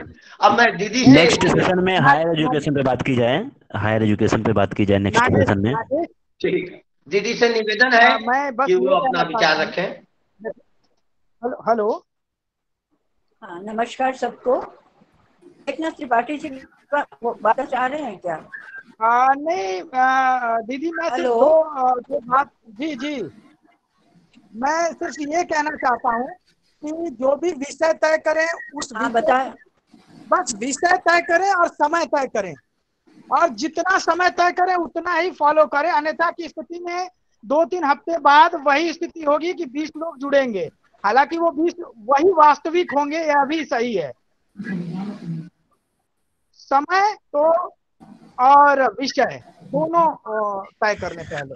विषय तो हायर एजुकेशन पे बात की जाए, आई थिंक मेरी तरफ से। संदीप बोलने दो दीदी को। संदीप जी, मैं हायर एजुकेशन पे अभी इसलिए नहीं चाहूंगी, क्योंकि हमारा ग्रास रूट लेवल से हम स्टार्ट कर रहे हैं कि हर इंसान ओके को ओके, थैंक यू शिक्षा मिले, थैंक यू। रोजगार के, क्योंकि हम आएंगे हायर एजुकेशन पे भी, लेकिन अभी हमारी जो सेटिस्फेक्शन है वो ग्राउंड लेवल की भी नहीं है। आपने ये देखा होगा कि चाहे वो शिक्षा से संबंधित हो, चाहे रोजगार से संबंधित हो, चाहे लोन वगैरह की सुविधा से संबंधित हो, हर एक को किसी न किसी तरह की प्रॉब्लम्स आ रही हैं, जिस वजह से अगर हम या इनको छोड़ देंगे और हायर लेवल पे सिर्फ डायरेक्ट उतर आएंगे तो हम आम जन की सेटिस्फेक्शन नहीं कर पाएंगे। ठीक है, श्याम सुंदर कोई बात मिश्रा नहीं जी है, ने, ठीक है। अमरीश सर ने, आई एम सॉरी, लेकिन आप भी इस चीज की ग्रेविटी को समझिए कि ये बहुत जरूरी है। हर एक की अपनी अपनी तरह की समस्या है, हर लोग चाहते हैं कि हमारी समस्या पे ज्यादा ध्यान दिया जाए, लेकिन अभी वो जो सिंह साहब ने भी कहा था कि हमें लोन लेने में भी प्रॉब्लम होती है, फॉर्म भरने में भी प्रॉब्लम होती है, ऑनलाइन काम करने में भी प्रॉब्लम होती है। तो इस तरह की कुछ समस्याएं भी सामने आई हैं, संस्थागत चीजें आई हैं, चाहे एजुकेशन को, चाहे रिहेबिलिटेशन को, चाहे NHFDC को लेके हो जाए। तो हमें ये लगता है कि हम इस तरह के स्पेशल ऑनलाइन कुछ कोर्सेज भी शुरू करें, जिससे एक फॉर्म में जो असुविधा आती है उसको कैसे हम रेक्टिफाई कर सके, और ये लोन लेने की जो सुविधाएं हैं उसके बारे में डिटेल से डिस्कस कर सके, और अगर मॉनिटरिंग लेवल पे कोई प्रॉब्लम आती है तो वो भी हमारे सामने आनी चाहिए, ताकि हमारे अभी जैसे शर्मा सर ने कहा था कि मैंने एक प्रपोजल दिया था, वो उनके पास वापस आ गया। वो इतना सॉलिड प्रपोजल जरूर होगा अगर उन्होंने बनाया है, और उसकी इम्प्लीमेंटेशन जरूरी है हमारे सभी विकलांगों के हित के लिए। मैं तो ये चाहूंगी कि वो हम कोर्ट के माध्यम से भी उसको सामने रख के हमारे जितने भी, क्योंकि हर स्पेशल डिपार्टमेंट बन गया है, उसके सामने रख सकते हैं कि आप इनको इम्प्लीमेंट करिए, अपने स्तर पे उसको प्रेशराइज करें, और अगर नहीं होता है तो फिर हम उसको दोबारा कोर्ट के माध्यम से उसको इम्प्लीमेंट कराने का कोशिश कर सकते हैं। और ऑनलाइन जो कोर्सेज हैं वो भी हमारे वो अपने बॉक्स में डाल सकते हैं कि किस तरह की उनकी प्रॉब्लम्स आ रही हैं, ताकि हम ऑनलाइन कोर्सेज भी शुरू कर सकें, क्योंकि हमारा मेन मकसद यही है कि हम ग्रास रूट पे काम करके सभी को मुख्य धारा में जोड़ सकें, जिसको जो भी प्रॉब्लम्स आ रही हैं। और श्रीनारायण जी, हमें इस पे नहीं जाना चाहिए कि हमारे कितने लोग जुड़े हैं, क्योंकि हमने संख्या को सिर्फ नहीं बढ़ाना है। सबको मालूम है कि हम 4 बजे से शुरू कर देते हैं, तो उसमें दोबारा सबको अगर हम रिमाइंडर दे के बुलाएंगे तो that means they are not interested in our programme. वो हमारे साथ अगर जुड़ते हैं तो वाकई में जो इस फील्ड में काम कर रहे हैं, जो इनसे प्रॉब्लमेटिक हैं, वो जरूर हमारे साथ जुड़ेंगे, इतना हमें बिल्कुल विश्वास है, अपने प्रोग्राम पे भी और हमारे जो स्पीकर्स हैं उन पे भी, और जो जुड़ते हैं उन पे भी। तो ये सब बातें हैं, और मुझे ये खुशी है कि अमरीश, जैसा कि हमारे श्याम सुंदर मिश्रा जी भी कह रहे थे और शर्मा जी भी बता रहे थे कि 5 बजे तक वो ऑफिशियल काम करते थे, और उसके बाद उनके इम्प्लीमेंटेशन के लिए, एग्जीक्यूशन के लिए वो काम करते थे। आज भी वो ड्यूटी उनके पास है, क्योंकि उनको देखना है कि वो मिश्रा जी, आपको अभी भी देखना है कि अभी जो हमारा जिस निकल के आता है, क्योंकि आप हमेशा से जुड़े रहे हैं, उसके इम्प्लीमेंटेशन के लिए हमें क्या क्या काम करने हैं, ताकि इस मीटिंग के पहले हम जुड़ के एक बार उसको अच्छे से डिस्कस कर सकें। अच्छा, हमारे देखिए जैसे एम्प्लॉयमेंट एक्सचेंज है, उसमें भी हमें अपने आप को जोड़ना होगा, और टेक्निकली इसमें अपनी एजुकेशन लेके टेक्निकल, इस लॉकडाउन में हमने ये देखा है कि सरकारी नौकरियां वाकई बहुत ज़्यादा सेटिस्फैक्ट्री इसलिए नहीं हो पाती हैं, क्योंकि जब छटनी होती हैं तो सबसे पहले वीकर सेक्शन को हटाया जाता है, हालांकि उनकी बहुत ज़रूरत होती है। लेकिन साथ साथ पेपर में आप देखें, वहाँ किसी ने ये कोई खेती करके अपने आप को 4 चांद लगाए, कोई पनीर बनाने में बहुत सक्षम हो गया, किसी ने दूध धाराएं बहा दी, किसी ने तालाब खोद डाला और पानी की व्यवस्था कर दी, तो ये लैंडमार्क चीजें हैं, इनकी तरफ भी हमें ध्यान देना होगा कि अगर हमारी नौकरी नहीं है तो हम अपनी काबिलियत के हिसाब से और क्या ऐसा काम कर सकते हैं जैसे एक कीमान और एक एग्जाम्पलीफाई हम कर सके अपने आप को कि हम ये भी काम कर सकते हैं। हम आपको बताएं, हमारे साथ जितनी भी विकलांग बच्चियां जुड़ी हुई हैं कि वो इतनी मेहनती हैं कि कहाँ से कहाँ तक वो साइकिल अपना ट्राइसिकल चला के वो सिलाई सीखना हो, अचार मुरब्बे डालना हो, एनवेलप बनाना हो, सब तरह के काम करते हैं और वो उसमें खुद ही नहीं कमा रही हैं, साथ में दूसरों को रोजगार भी देती हैं। तो हमें शिक्षा के साथ साथ रोजगार परक जो चीजें हैं उनको भी देखना है। हम आपको बताएं, आज हमारे साथ प्रीति मिश्रा जी हैं जो MSME की डायरेक्टर हैं, प्रोजेक्ट डायरेक्टर। वो जुड़ने वाली थी क्योंकि 12 में एक प्रोग्राम लग गया, वो नहीं जुड़ पाई। उनसे जब हमारी बात हुई तो उन्होंने कहा कि विकलांगों के लिए बहुत अच्छी प्रोजेक्ट्स हमारे आई हुई हैं जिसमें वो लोन की भी सुविधा देते हैं, जिसमें सब्सिडी भी है, उसके साथ साथ वो टेक्निकल देते हैं, जो वो काम कर पाएंगे उसके मार्केटिंग की भी वो व्यवस्था करते हैं और बैंकिंग वगैरह की भी उसमें साथ में ट्रेनिंग होती है। तो ऐसे लोग हमारे साथ जब जुड़ेंगे तो काफ़ी समस्याएं आप लोगों की हल हो जाएंगी, जिससे कि आप ट्रेनिंग ले सकेंगे।